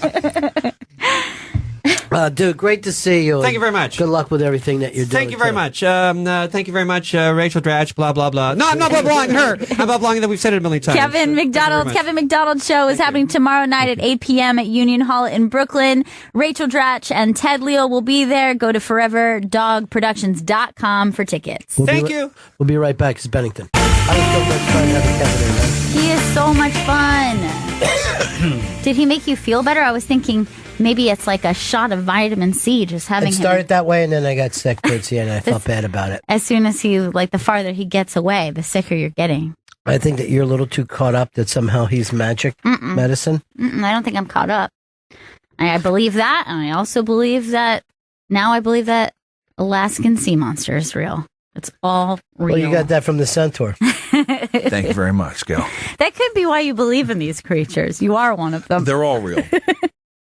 What are we voting this time next week, or are we about 8 days away? Is it Tuesday Tuesday of next week. For reasons unknown. Tuesday next week. Remember when I said first Trump would win all 50 states? You did say that. Mm-hmm. Now, Jimmy pointed out to me that Minnesota is very liberal, so they may lose Minnesota. Oh, really? That's not so much the state that Jimmy was born into or works into. Those which are... No, locks. Locks for Trump. Yeah, those are Trump locks. Oh, yeah, we're living in Trump Nation over here. Chris, you are going to be there with Trump tonight? Oh, yeah, I'll be outside At Trump Tower. I'll be at Ground Zero. And Vito, where are you going to be that night? I'm going to be with Chris. Well, you're going to be with Chris, not at the Jarvis Center across the thing where you'd be with Hill. Oh, I'll be with Hill. All right, what are you going to be with? You just said Chris and Hill. Well, I live closer to the Javits Center, so I'll do the Javits Center.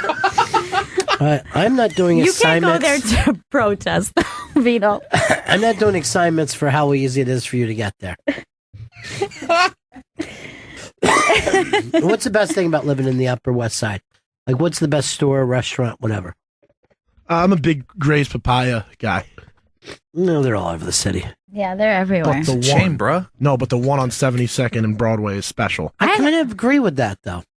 That's my favorite out of all of them. I think that's the first one I ever went to, which is like And the last. original gangsta. No. And that one makes me feel like You Got Mail. That little area there where that little triangle. Where Yeah. they both come walking from different directions. It's been ages since I've been there though. Upper West Side? No, I mean like since I had a Grace Papaya No. dog. Yeah. Maybe I'll bring in some. Some of that papaya juice would be good for you right now with these colds going around. I know. I just have a salty dog, and that's vodka, grapefruit juice, and ring salt at the top. A nice salty a nice salted rim. dog. Mm-hmm. Delicious brunch. You know, there's drink. no difference between a salty dog and a greyhound except for the salted rim. Yeah, that's Gives what it makes a whole new name. You can't say a greyhound with a salted rim. No, if you do that, you could be arrested in most states. Get out of this bar. The first time that I ever heard of that drink, I was in like middle school and I was reading an Elmore Leonard book. It's hilarious. And it was swag. And I don't know, like I think it was like because those Elmore Leonard movies were coming out, or we had just moved to Miami or something. I was like, I don't know, trying to get into it by reading all this Elmore Leonard. And there's a character who like always drinks a salty dog, and I remember just being like, that sounds very sophisticated. Oh yeah. Like remember like when you're a kid and you just learn about adult things, like just adult things just seem so great. I remember even being like trying to pass for an adult and going like this. I'll have the Singapore sling. Thank you. Thank Singapore sling. A tequila sunrise, a margarita. These are things that I didn't think teenagers would ask for. Because you go in there, can I have a Budweiser? They're going to ask for. Yeah. But if you say, give me that Singapore sling, they're going to say, what a sophisticated young man. What a sophisticated young man. The first time that I ever snuck into a bar underage, I was saying to my friend, like, what are we supposed to order? Because I thought we were going to look so obvious if we said something stupid. And, you know, like kids, like you just drink whatever is around. You don't really drink like, and she's like, I know what we say. She's like, 2 amaretto sours. That's hilarious. That's and now, hilarious. In retrospect, if I heard someone order that, I would be like, I'm gonna have to card you because that's just a fucking ridiculous thing to say you're right gonna be now. stuck drinking that instead of enjoying yourself. I know. Oh my god! And it was just like boozy candy. It was so disgusting. I'll have the slow gin fizz, thank you. Huh? What Chris, what kind of egg white cocktails? Chris Gethard, during his thing, he brought up a fact that the drunkest he ever was on this ghetto wine, and we used to drink it when I was a kid, called MD 40, Mad Dog. Yep. Oh yeah, Mad Dog. And it was so thick and syrupy. And we would drink it at like 13 or 14 because it was just a high liquor content. You had to force this down to this ugly, disgusting syrup. It's hardcore. But I saw a friend of mine run out in the intersection and start trying to bite a fucking car like a mad dog. He tried to bite the car. It actually turned you into a mad dog. Yeah. It's like a werewolf potion. Yeah. There's this bum wine called Cisco, and it's much like Mad Dog 2020, and one of the flavors was red. It just said red on the fucking label. Red flavor. And it had like a tagline called "It takes you by surprise." Yeah. And they had to get rid of it because it was like encouraging people to fucking drink it. It was a fucked up. It takes you by surprise. I mean, it just climbs on you. I mean, climbs on you. Oh boy, Trust and me. it's dark. Yeah. I mean, it is dark. Bad time. I was trying to think, what is the, I guess, bum wine, as you called it, Chris. Well, Thunderbird? Is that also What's the word? Thunderbird. What's the price? 50 twice. Is that the same kind of thing you're talking about? Yep. Yeah, that I've had. Ooh, That's boy. disgusting. Wild Irish Rose. That's another one. Oh, yeah. Fortified wine is the technical Now, term. when I was in like 6th, 7th grade, Just looking at we it. used to go down to the drive-in movie without a car, and there was a thing like a liquor store across from it, and we would order 1 quart of beer and 1 quart of wine, and it would always be Boone's Farm. It would be a strawberry Boone's Farm and a beer. So you'd be so fucking and each of us, because we felt like a bottle of wine or a quart of beer is not going. But I remember it was $1.50 for each of those for that half gallon, right? And we would sit there and get fucked up on it, just fucking wasted as little kids. It's bad stuff, all this shit. But why do little kids drink the worst things first? I guess because of all the sugar. Because it's like they don't want to drink like scotch or whiskey. Plus, beer doesn't really come to most people naturally. No. You know what I mean? Beer and like liquor is like, yeah. Well, when you're a liquor is little kid, you're expensive just for a like, kid. exactly. And the like first drink, like mixed drink that I ever made was like, me and my friends would drink Malibu rum and pineapple. Ugh. And the thought of that is so vile to me. Like, ugh. When I It's first just went like to a grandma When candy. I first went to bars, I'd order Long Island iced teas, and I think it's gonna been 15 years since I ordered a Long Island iced tea. And You talk about something that'll jump on you out of nowhere. shit, The Long Island iced tea. It's so Because you're like, fresh. "Yeah, it's so nice, you know? You don't even taste the liquor. And before you know it, you're just fucking swinging at a it's waitress. ridiculous. You just drink 3 in like 20 minutes. Yeah. And you're like, Whack. these go down smooth. Eric, what's happening? Hello, Bennington. Hey. So, when I was in high school, Mad Dog 2020 was still popular, but of course, that was also when the wine coolers started to hit, and I get such a laugh when my friends will be posting pictures on Facebook. You know, they're way back and throwback pictures from high school, standing there with, all these bottles of Bartles and James and whatnot, and you look at it and go, why couldn't we find something better to drink back then? Seagrams, wine coolers, and Bartles and James. And they were they were like Red Bull. That's how quickly they took off. And I remember that they would have these contests for the celebrities of the day. And then you would get $1 million for one day's work. If you were a Bruce Willis, a Steve Guttenberg, any of the big 80s celebrities could go in and do one of those things. Seagrams. Golden wine coolers, Seagrams. Just a couple of sexy guys hanging out on the porch. Look here. Seagrams. Golden wine coolers. Seagrams. Golden wine cooler. It's wet and it's dry. Golden wine cooler. My. Golden wine cooler. Me and the boys. Love all the time. Golden wine cooler. It's wet and it's dry.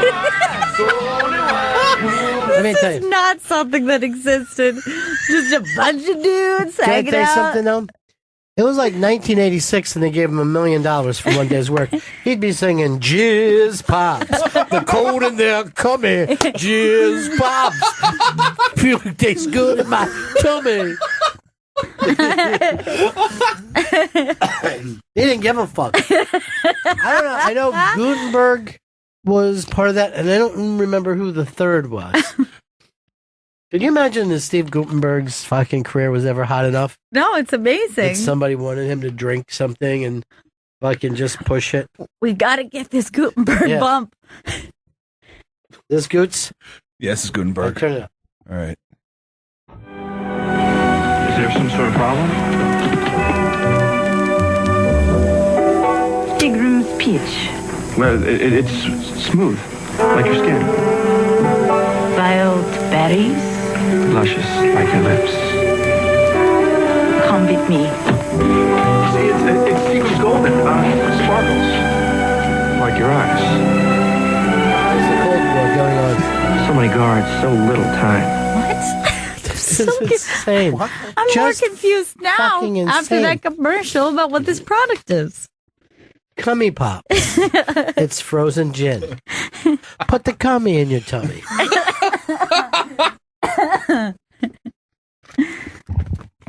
Was there anybody else a part of that, Chris, or just those two? I just seen those two, but I'm gonna look a little more. What about the Jizz Pop? I searched Seagram's jizz, but I didn't find anything. Gary, Indianapolis. I used to buy wine at the grocery store in the 70s because they, in all likelihood, wouldn't card you. I bought by alcohol content, and I found one that had, I believe, more alcohol content than Mad Dog 2020. It had a label of a freight train with a light coming right at you on the front. Yeah. It's called Night Train Express. Yeah. I drank it once and went to a place called the Jammer Lounge, and I don't remember what happened other than two guys picked me up and threw me out the front door. This is alcohol for guys that are homeless. This is homeless alcohol. Bum wine. Only Hobo drank juice. by homeless people and young teens.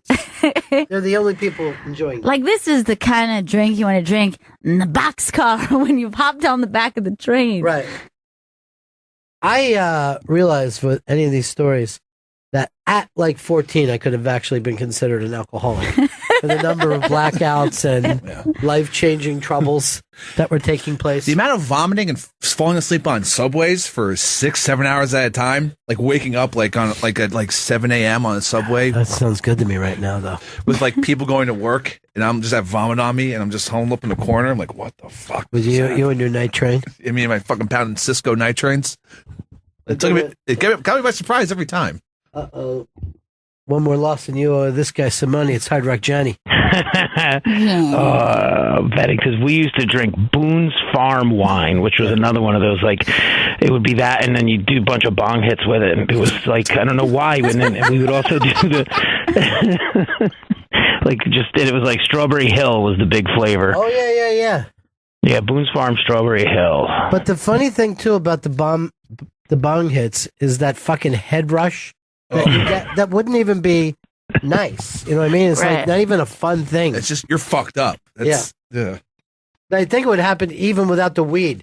Just sitting there, going through that with your lungs and the lack of oxygen that gets to your brain. Well, Johnny, one more win and you collect big off Chris Stanley. Yeah, that'll pay off. You got to win first, Ron. Indians got to get past the Cubs. What's my saying? You win 6, you're going to win 7. No. If you don't win 6, you ain't going to win 7. You want to put the pressure on the other guys. Gotcha. The guys that are ahead suddenly have to feel like, is that true? If we don't win 6, we won't win 7? That makes sense to me right now. That's crazy talk.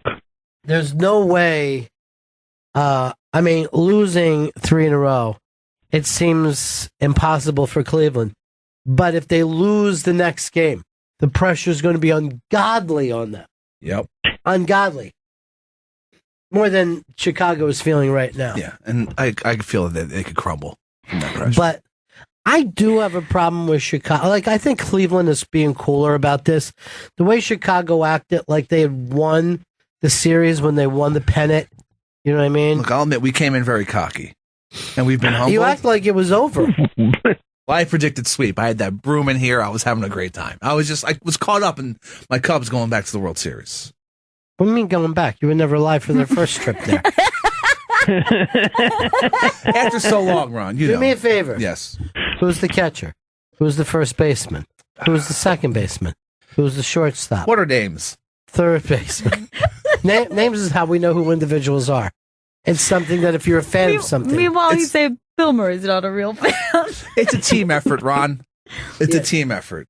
Yes, it is. Who's on the team? All those young men that are great ball players. Who are the eyes in the team? Name any of their names. Just anybody. Just one name. Ernie Banks again? Is that where you're going? I'm a Banks guy from way back. Oh, you're a fucked up piece of shit.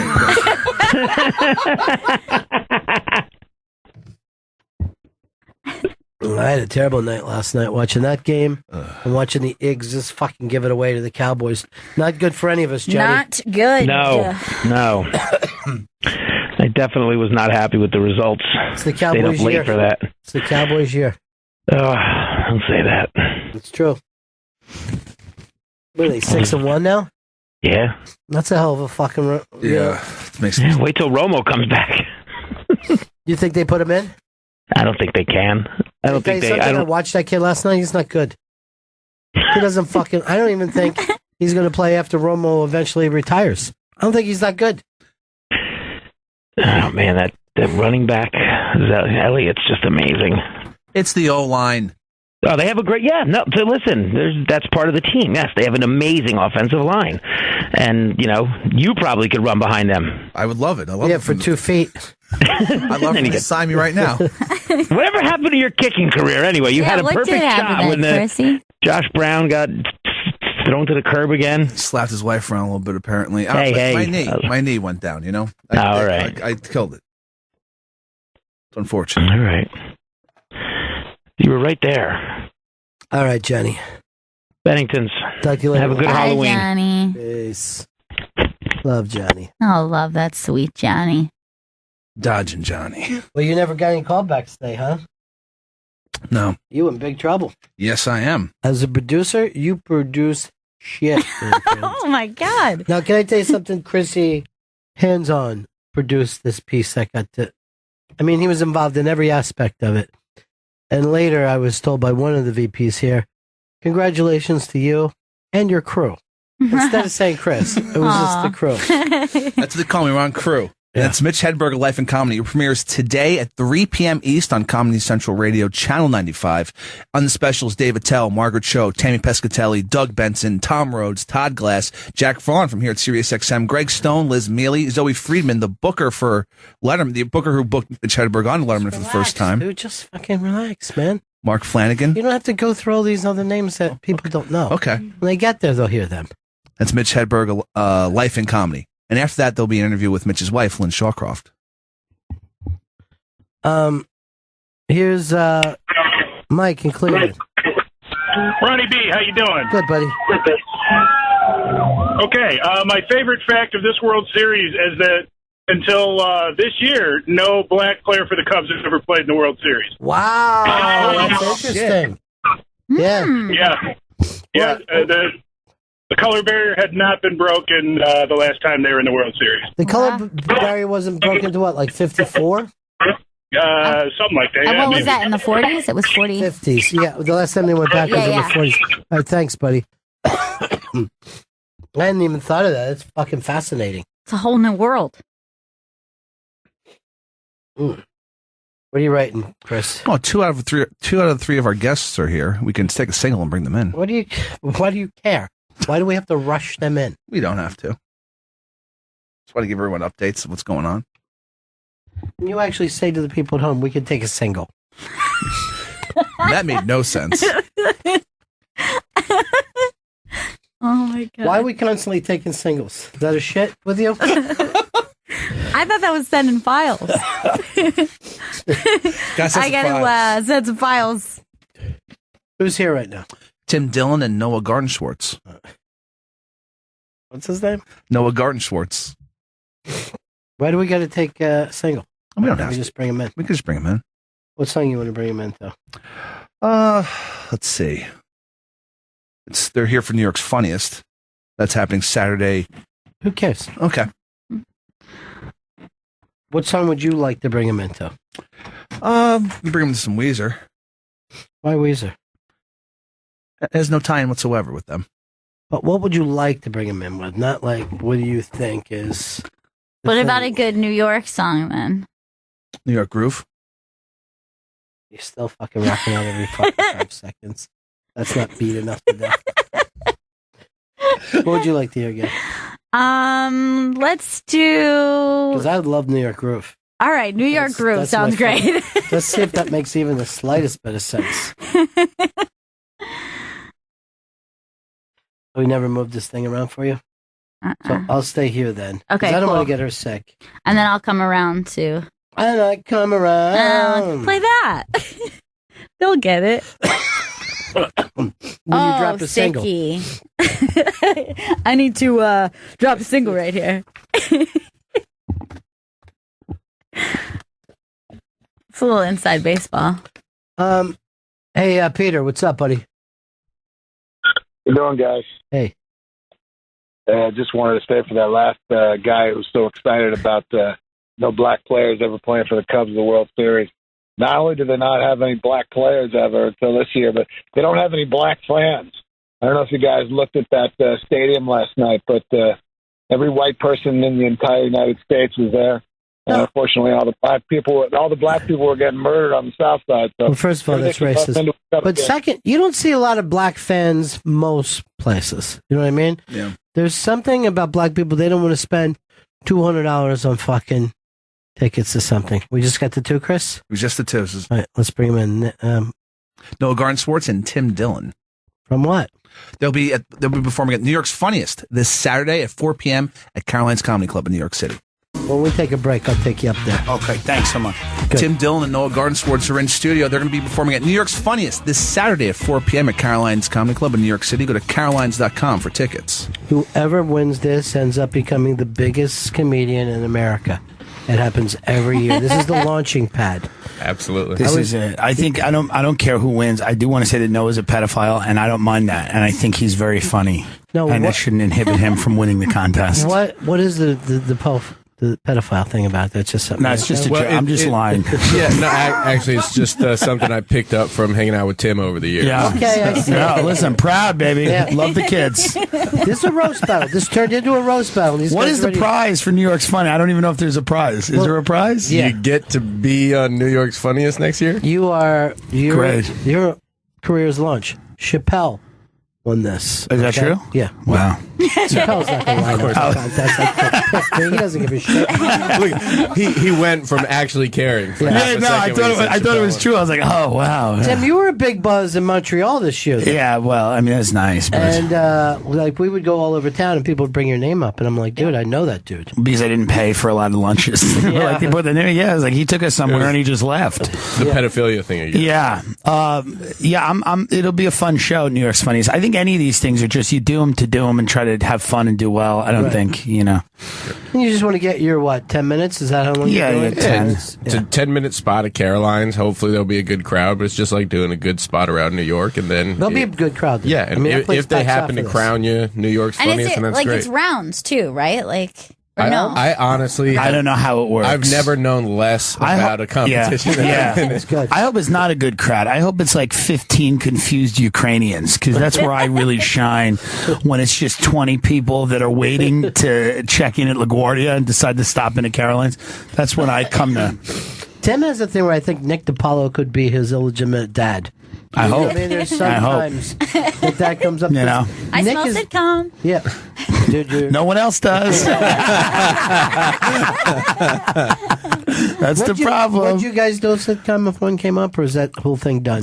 I do anything. I don't. Yeah. What do you? I'm fielding all. Didn't you see how happy he got when you offered him Yeah, a you free offered slice me of pizza. I'm You like, think I he's gonna don't know. turn down a sitcom? Yeah, I'll do anything you want. That's funny though, man. I don't know whether I think the sitcom thing might be just about done though. TV is just about done. You think? Yeah, I mean everything is streaming, and they're shrinking the episode sizes because no one can pay attention for that long. Yeah, you got to do an 8-minute fucking episode. Yeah, I mean Vine just went away, which got rid of the 6-second clip. So I think the happy medium now is the 2.5-minute web series. That I feel it. I can't get through an episode of anything without looking at my phone. Yeah, I can't. And look at this I'm phone. the same way. Yeah, and it's a cracked phone. I'm the same exact way, and I was the type of person like I was late to get a smartphone. I was late to get an iPhone. So I saw people doing that. And I'm like, oh, that's terrible. And it happens so fast. Like once you get into it. We were all out to dinner the other night, and I noticed like there was 3 of us, and if one person checked their phone, the other 2 immediately because they They're Yeah, like, because oh, it's okay to do this now. that breaks down the social graces Right. of oh, I guess we can. Yeah, And there was a lot of phone checking that night, Chris. Oh yeah, so much. Well, because the Cubs were playing. Oh yeah, that was true too. Because you got to pay attention to the news. The new thing now is everybody today is because of the North Dakota pipeline thing, the thing, which I don't know much about, but I know that they're trying to build a pipeline and people are angry. Everyone's fake checking in to this protest to confuse the feds because the federal government's trying to find out who's at the protest. Right. So like everyone in comedy or in whatever is checking into so I didn't know that. So I was just going down my feed. I thought there was like a festival. Like a comedy festival North at Dakota Standing Pipeline Rock Festival. in North Dakota that I didn't get into. I was like, oh, this is interesting. But so it's like weird stuff like that where as soon as one person does something, everybody's like jumps on the bandwagon and starts doing it. That right there is a microcosm look into comedy where there's like an actual national tragedy happening, and our first thought is, oh, it's a festival I didn't get into. Yeah. I was like, God damn it! I submitted to Standing Rock, But I don't want to find out that someone found out there was a plane crash before me. Right. Yeah. I want to be like, oh no, I want to tell them, hey, did you hear about that plane crash? Well, it is interesting on social media too. Like you'll attach yourself to one tragedy that's going on, and then like everyone will like change their profile picture.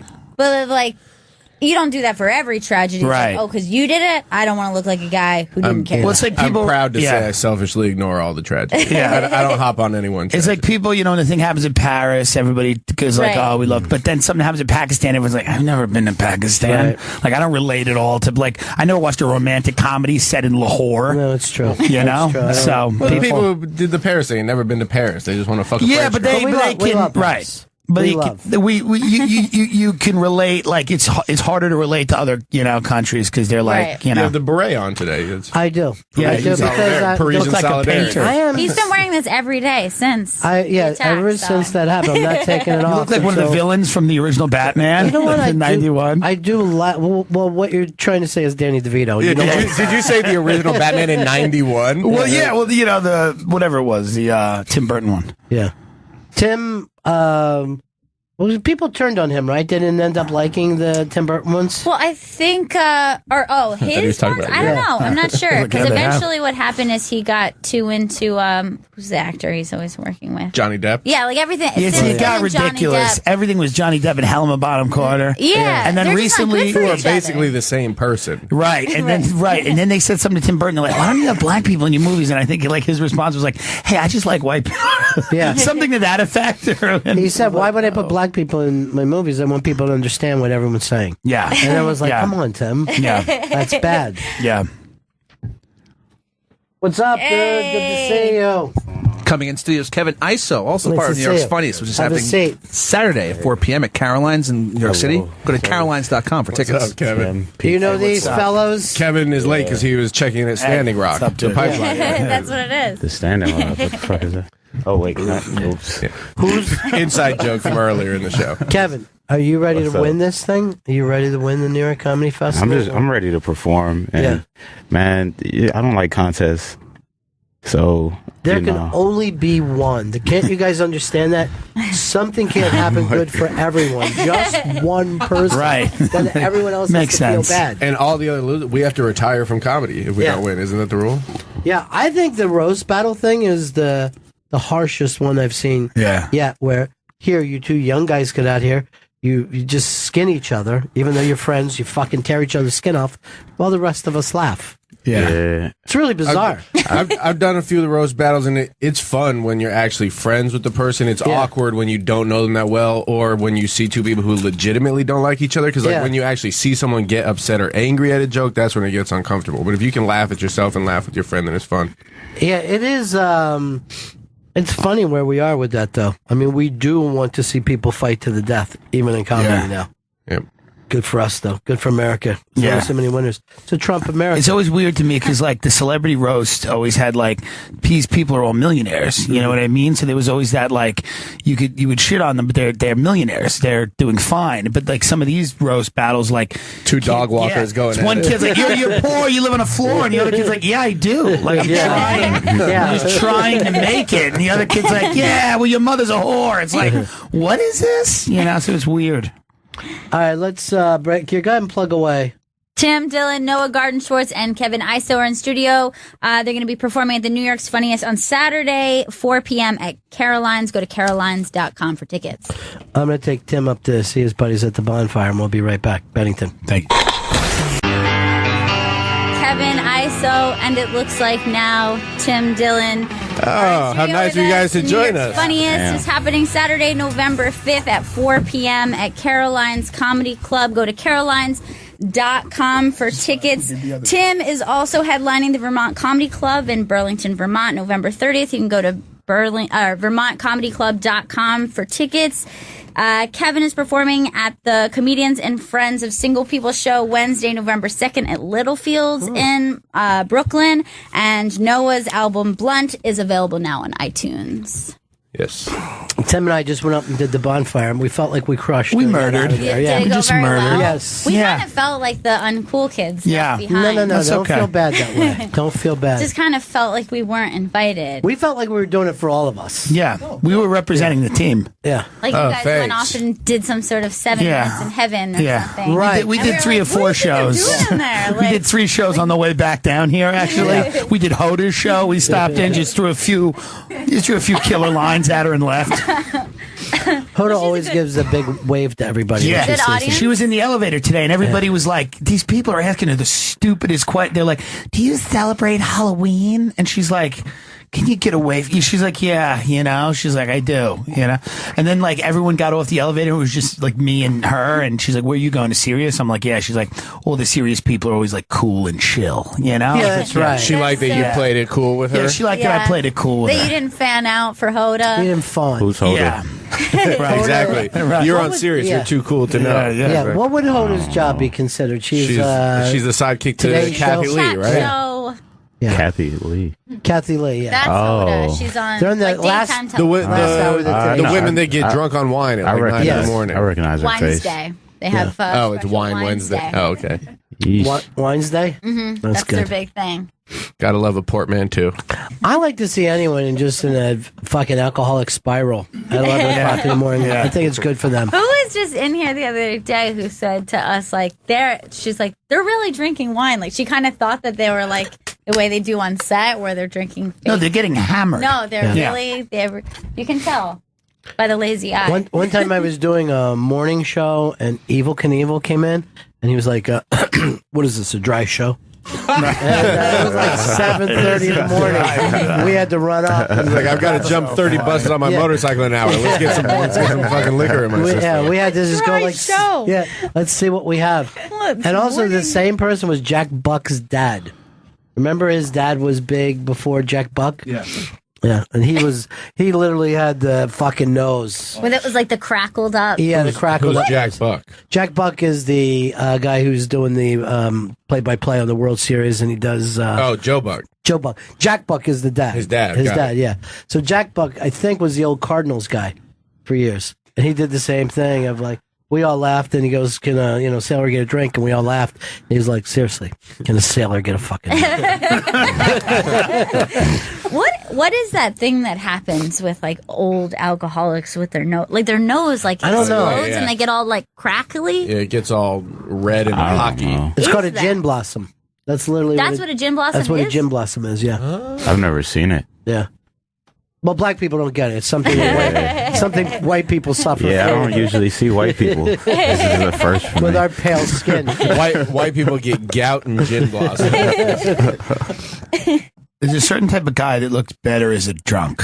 Like there's a certain type of guy when you see him, you're relieved to find out he is a drunk. Like when I'm older and people find out, like when people find out that I'm sober, they go, really? Like it's never a good.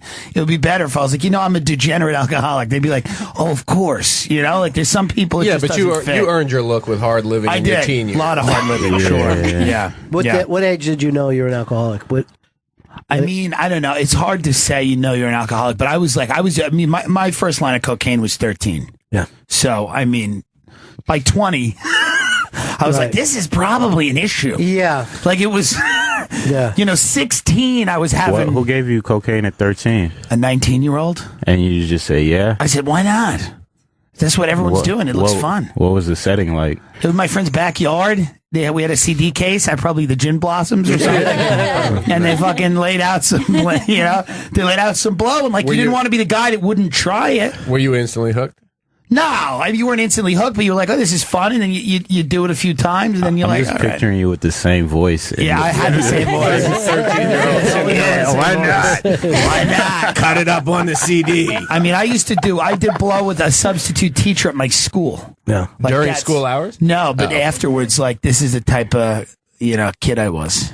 I was the same way. I tried to think about this once I got sober. Yeah. What time did I turn down anything?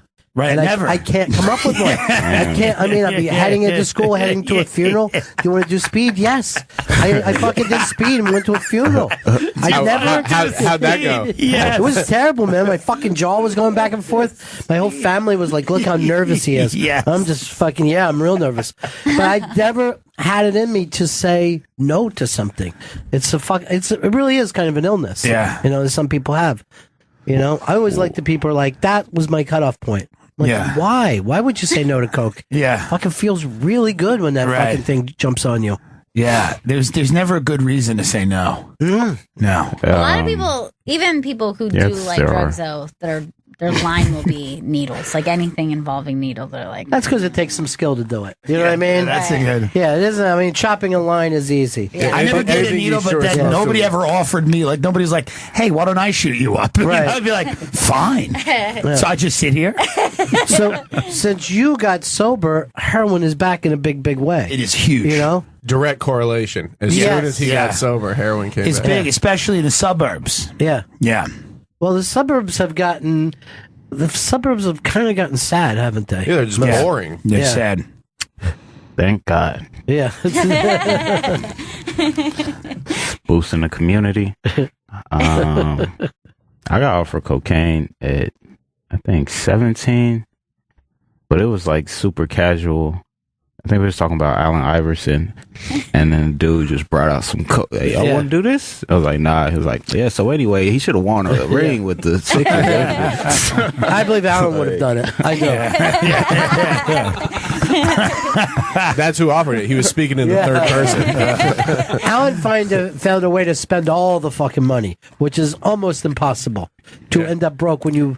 Nah, but he got that deal that's working out for him where I think they were holding his money until like he turned 35 or something. Is that right? Yeah. He took put a himself portion. on an allowance? Yeah, they took a portion of his money and then he's going to get it back or something. Yeah, he's going to go through that like there's no tomorrow.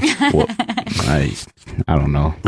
Tim Dillon, Kevin Iso, and Noah Gardenschwartz are in studio. New York's Funniest is happening Saturday, November 5th at 4 p.m. at Caroline's Comedy Club. Go to carolines.com for tickets. You guys are doing this contest, but is it like one after another, or you don't even know how it runs that night? We know nothing about this. I don't know how It's much time we're probably- doing. I don't know if they're It's around. like- I I don't think know it's who like the judges 10 are. minutes. You don't know any of the judges? I was a judge a couple years ago. and I it might was- know them once I get there, but I don't know There- who's judging. A lot of them were like agents and stuff, but I did it like 2 years ago. I couldn't fucking believe the level of talent that was going on that night. Thank you. Thank Really you. In a good way or bad way? Good. Oh, yeah. I mean, Joe List. Come was this up year. Come this year. that night. You might. There'll be a little bit of mean reversion on the lineup. Who You else might be was like, happening what? that night? Kevin was I that think night. Kevin Iso was there. Oh that yeah, night. Ricky Velez. Ricky Velez was that night. yeah. One. It was fucking strong, man. Mike Cannon, Mike Racine. Yeah, man. I think it'll be a fun show. I think it'll be a good show this year. Cannon and Mullen are on this. Yeah, I was looking at the lineup. Everyone on there is a funny. It's comic. pretty early, right? Do they do this like 4 p.m., which Yeah. is ideal for comedy, as we all And yet, know. well, you know, at least there you're in the cellar, right? You're downstairs. You're not. There's no fucking Yes. Sunlight coming Yeah. in. Yeah. Shining So- in. Ugh. I'm just going to get the free meal at Caroline's that I'm probably not entitled to. As soon as I get in, I just order. No matter what I do at Caroline's, I always just get the free meal. Yeah. I could be picking up a check. I'll just have a calamari. What do you go for, though? Calamari? Whatever. The I go- barbecue chicken pizza I burger. go chicken Caesar. Yeah. Chicken. You know, sometimes I'll do the salmon, but it's always like, I don't know. I feel like you really feel like you're in show business if you're standing and or eating in the kitchen. Yeah, it's Instead true. of going Oh. anywhere else. You just stand and eat in the kitchen. You're like, well, I made it. This is all anybody Interesting, really yeah. wants in life. Some mafia stuff. Yeah. Yeah, it is. That is some mafia shit. Because that's why it always feels good to, like, when you have to go through the kitchen or by the kitchen to go backstage. I think Yeah. it also has, like, Now I'm going to try that. like an Yeah. old school. We're going to like, get thrown out. on Saturday. I'm going to Yeah. get I'm We're going to gonna get get disqualified from the banned. contest for eating in the kitchen with my hands. Rodney said no matter where you get in show business, you never don't walk through the kitchen, though. Like you're in playing Vegas, you're still walking through the kitchen. That was always my favorite line. Like, yeah, I guess there's fucking truth to that. Yeah. You know? I like walking through the kitchen. Yeah. You get to, see how the food is made. You feel important. Yeah. A little bit. It is an important thing when you get to walk. I think them kitchen dudes at Caroline's don't really like me. Well, was one dude that he was like eating wings or something. And I was like, yo, let me get some. And he just kept looking at me while he was eating them. Like, who the fuck are you? Like, I can't imagine why they don't like you. I was wrong. Take their food in the middle of the meal. I mean, Some kitchens, like, they have a very weird, almost like military. It depends on, like, what kind of restaurant it is. Like? But some of them have, like, almost like this military order where it's like yes chef, no chef. Have you ever been around before where they're like, I'm always like amazed really in a comedy club when you go in a kitchen, they're actually cooking food. I'm like, this is cooked? Like, this is actually food? I thought it started as powder. Yeah, you not know? just microwave stuff. Yeah. I think chefs might be crazier than comics. Yeah. I mean, that's they're known there's a to lot of have- parallels. It's a very solitary life. Everyone in your Yeah. life hates you. and they because they're around late night stuff, Yeah. they tend to, Indulge. They tend to indulge. They have bad tempers. They neglect their family and friends. All those A lot of chef parallels. open mics. Yeah. a lot of parallels. This there. motherfucker cooked cereal last night. Don't book him in your kitchen. Lisa Traeger's doing one of the late night shows this week, right? Seth Meyers. Yeah. Nice gig. Yeah. That is very cool. Yeah. I will be watching that for sure. It'll be my first time. Why you got a watching Ben Seth Meyers. Carson mouse pad? Why is that? Yeah. I just felt like he had the early lead, and I was behind him 1,000,000%. And You then were a Carson guy? I was a Carson guy from I liked him. Jump. I thought he was fun. I'm just going for entertainment more than anything else. Trump ran him down, and now is bringing him back. If Trump wins this, Ben will go somewhere. And this is going to be collectors on him. Because there's not a lot of people holding on to their Ben Carson mouse pads. There's not a lot of people with mouse pads in general. There's very few people with a mouse pad. Although I say this, Chris, you don't use a mouse pad and you're constantly yelling fuck. He's constantly going like this and Yeah. screaming. It's because they still haven't swapped out it's a ball mouse. It hasn't gotten any better than when, 1997 or whenever everyone. It's because everybody has laptops. Yeah. And iPads. Over here, I got an optical mouse. But I need one over here on this end. The optical works fine for you? Yeah, it doesn't need a mouse pad. It's this goddamn ball mouse. You got too many mice. Get yourself a Ben Carson. I think Ben mouse Carson pad. has a future on Sirius if he wants to do a show. Anybody. First of all, I the way to get it, the way to get a show here is to do anything on the outside. That's People say, "How do I get a show in there?" I go, "Do a movie first. Do 2 movies, Yeah. and they'll fucking give you a deal tomorrow." yeah. Just ask. Yeah. Ask politely. That's funny.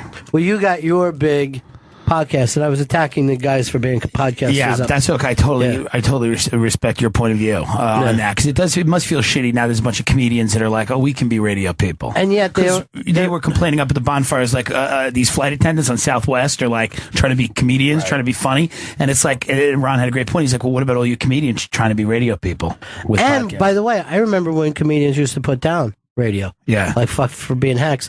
But what's always funny about the podcasting is most people just play to their fans. It's not Yeah. broadcasting. Yeah. You know what I mean? You don't try to get new people outside of that, which is, and I don't anymore either, doing this instead of terrestrial. That's when it's really fucking hard, is trying to get people who have no interest in Right. what you're fucking You selling. just happen to be like Just in like the their early car at days that of your moment. stand-up career when no one Yeah. comes to see you. Yeah. You I know? was about to say, I relate very strongly to talking Yeah. to people with no interest in what I'm saying. Yeah. Do you ever get pissed at the audience though? Like these fuckers? No. Never. No, I don't take it out on the audience. It's, No. I mean, Not even inside? no, I don't take it personally. I know that I do what I truly believe is funny, and I'm well aware of the fact that what I think is funny is not what everyone else always thinks is funny. I get mad when I've been talking for maybe like 10 minutes and then I find out that they're from like Denmark or some Oh, yeah, yeah. crap. That happens And a I'm lot in like, New man, York. why didn't y'all just tell me that when I Yeah. first got here? Y'all got me thinking I'm not funny. Yeah. What's Turns good out about- you don't Y'all understand barely the words. speak English. What's good about podcasts, I think, is people know what they're getting into. Like, I have a show that's called Tim Dillon's Going to Hell. So if you're offended, this is not for you. Like, if you're like, It's in the title. like, it's called I'm Going to Hell. So don't, but people will still tweet at me and be like, I don't know about this thing you did. And I'm like, it's the show. Right. You know what I mean? It's like a crazy thing. But it's like, if you're listening to a specific show, you get that sensibility of whatever it is. You're not just thumbing through Right. the dot, I remember when that first started happening, when people would email and stuff like that. And I write back, I go, wait, we don't do this show together. It's like my Yeah, show. yeah. You would You actually have every right to just to turn it off. You would respond to the emails? Yeah, back when it first started, I was always shocked by it. Yeah. Yeah. But I started before people even emailed. I started when they would actually send hate mail. Yeah. Like literally through the mail. And that's when you know a motherfucker hates you. Yeah. You know Right. what I They mean? take the time to They write need it to out. stamp. Yeah. That's Right. serious. And I started doing it in Florida, and I had fucking nasal voice, and they would just write, "You New York Jew, go back to course. Jewtown." Handwritten? Yeah. Wow. It was handwritten, and I also used to get a lot In of blood. prison. I used to get a lot of prison shit. Oh, wow. A lot of death row guys and stuff like that. Now, here's the weird thing about them: they always write on both Snooping sides. They write on both sides of the paper, and they also draw. Whatever they're doing, there'll also be drawings. Right. Really? Yeah, like if Well, it's they're like Are the drawings related to what they're writing on the page? no. or It's just like scary drawings or Yeah. fucking, like heavy metal shit. be like love the Yeah. show, and then a bunny getting But stabbed on the It side. seemed like Yeah. if you're in fucking death row, you try to fill out every fucking inch of the paper. Like just like It must be Yeah, I mean, like you you got don't get all day. access to much. Yeah. They're like, you get this one sheet. yeah, Yeah. they don't have a lot to live for. So And 100% of them asked me to play more Ozzy. Every fucking time. Play more Ozzy. And we're like, yeah. My get that one on note to you is, Yeah. And some of them are like famous fucking, murderers. Really? Yeah. You've got famous murderers? Yeah, I had. did you save the letters? No, you know what? I didn't. One guy even brought his girlfriend in, but both the guys I think got the two famous guys got the chair because it's fucking Florida, Right. And they give out the chair. One was a serial killer in Tallahassee who killed a bunch of fucking girls, and the other one was a dude who went into like a fucking supermarket late at night and just threw fucking gasoline and just lit people on fire and shit. Wow. You won't save the letter from that guy, but you'll save a Ben Carson mouse. Isn't it odd? Isn't it odd? You know what? I was young then. I was young and made a giant mistake. Yeah. Could have been a real collector. yeah, who was the one who? Because I kind of remember the one with the That's crazy. girlfriend. Yeah. Like Yeah. she was singing a song. In your own eyes, and Yeah, I remember she that. wrote they got married while that he was on death row. There's a lot of women Yeah. who just dig dudes on death row, Right. And then he wrote me a letter like, "Hey man, Sad bitches. yeah, I know." And he wrote me a letter like, "Hey, take care of my lady." You know what I mean? It was really funny. I'm like, "Hey, dude, I got it." That's a big ask. Yeah. Yeah. But I remember when that guy went out. It was in Gainesville. Yeah, what he has? That'd be He weird. has like a famous name. I'm trying Yeah. to remember his name. That'd be weird Just if a like a serial killer was like a fan of somebody and he went in a room killing everybody. It was like, No, Ron yeah. Bennington. Yeah, Nah, no, let's it be is. like- I'd be And like, then yeah, just kept, good to see you, kept man. murdering. Kill But Oh, Danny Rawlings. Danny Rollins was his Yeah. name, yeah. Some of the people, I feel like some of the people that are fans of stuff are just a few synapses firing away from going into that supermarket and Oh, yeah, lighting yeah. everybody on fire. Oh, there's You no know? question. There's no question. There's a Fa- fine line. Yeah, fan is short for fanatic. Right. These are fucking people Yeah. who get fired up over the About stuff. Yeah. Yeah. I mean, you were just upstairs on bonfire with Yeah. Big J, Right. the Legion of Skanks fans. Yeah. are Yeah. a They synapse can get away. wild. You're like, Legion Skanks fans. We could end up getting butt raped here. with Yeah. these guys. What are you, crazy, Noah? What are you, stupid? We're going to walk out of this building and get crossbowed. I didn't say anything was wrong with them. They've got interesting weapons, the Skanks. They're not going to shoot you. You're lucky if they shoot you. Potato gun. Yeah. Just get killed to death with a T-shirt gun in the middle of fucking 6th Avenue. But it's always funny when somebody comes up and they just like have a tattoo of you. You're like, I Yeah. don't know. I don't know. Yeah. People have tattoos of Have you- are you you tattooed on on their you? body. Yeah, I've seen people tattoo like name and stuff like that, and you're just going, I don't know if that's the best idea. Because this is the most intimate medium, though. There's no It other is. medium when you listen every day to somebody and their voice is in your ear. There's not. I mean, you could. People will kill for you. Well, there's a lot of normal people, and then there's a lot of people who don't have another friend, and they put into their head that this is their friend. You become their friend. Yeah, you're their friend, Right. and then you say something that they don't agree with, And that's it. and that's it. You know, like they fucking Hillary, you motherfucker. Yeah. You know, that's the end of They them. cut your tattoo. Yeah, they're just slicing it off. They just cut They're the fucking tattoo out of their stalking arm. you around town. Yeah. Tim Ron. Dillon, Kevin Iso, and Noah Garden-Schwartz are all at the New York's Funniest. It's happening Saturday, November 5th at 4 p.m. at Caroline's Comedy Club. Go to carolines.com for tickets. Ron has the Hillary mouse pad as well. That's enough to drive anyone crazy. Now you're going to get us Yeah, killed. no, you're Not going to get us. us killed. Not us. You'll be able to walk away calmly. Yeah, no one has a tattoo of us on their body. Chris, I know you don't like that comedy office up there, but it looked like a pretty good setup. Is it? Yeah, they look like they were nice sitting up there, sitting around on those couches. And Yeah, shit. everybody seemed to be having a good time. Yeah. It might have been renovated then, because I haven't seen it since the renovations. I don't know. It look like it's not like a studio; it's more like a podcasting thing, and I don't know what it hears like, but it looked comfortable. Was anyone in there like at the computers, like doing their work? Yeah, That but throws me off. they don't give a shit. They don't. They're not. No, Okay. Who, these guys? No, I mean the guys, like the people, like doing their work in the office. Yeah, but I mean Jay doesn't give a fuck. Yeah, they don't care. They might as well not be there. Right. Those people on the computers. I want to investigate this office then. Well, you should be doing that all the time. Yeah. You should be on top of that. Guess we could do something there. So Sirius doesn't release numbers. How do you know who's listening? It's a fucking great point. Based on the amount of letters you get from Death Row. Yeah, you can do death row, but I haven't thought about books in a lot of years. That used to be when you work in radio. Yeah. That was fucking excruciating, like fucking 4 times a year. Yeah. What's the book? What's the book? Right. What's the book? And then you come here and everyone's like, hey, you're doing great. I don't even remember what it's like to be cramped up the night before. Yeah. Because you could have got a bad fucking book. That's nice. So you're feeling free. Yeah. Good. One to break? Yeah, 1 minute before we're to out. the end of the show? To the end of the show, yeah. Wow, that went fast today. Well, you guys are fantastic. Go ahead and plug up everybody again. These young comics are taking over the world. Tim Dillon, Kevin Iso, and Noah Garden-Schwartz are at New York's Funniest. It's happening Saturday, November 5th at 4 p.m. at Caroline's Comedy Club. Everyone go to carolines.com for tickets.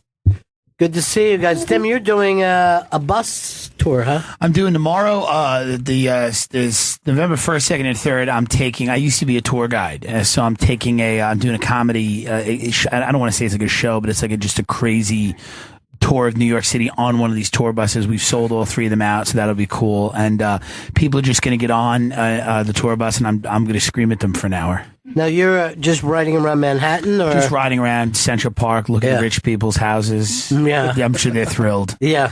Somebody pays $10 million for a condo, and then outside they just see me. You know? He won't brag. It's become a hot ticket. There are people scalping tickets to his bus who are on Craigslist for $100. Guaranteed it's my friends Is that because right? they're pieces of shit, Yeah. you know?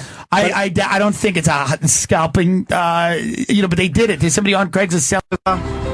We hope you all enjoyed yourselves, and we'll see you all again in 1974. Good evening!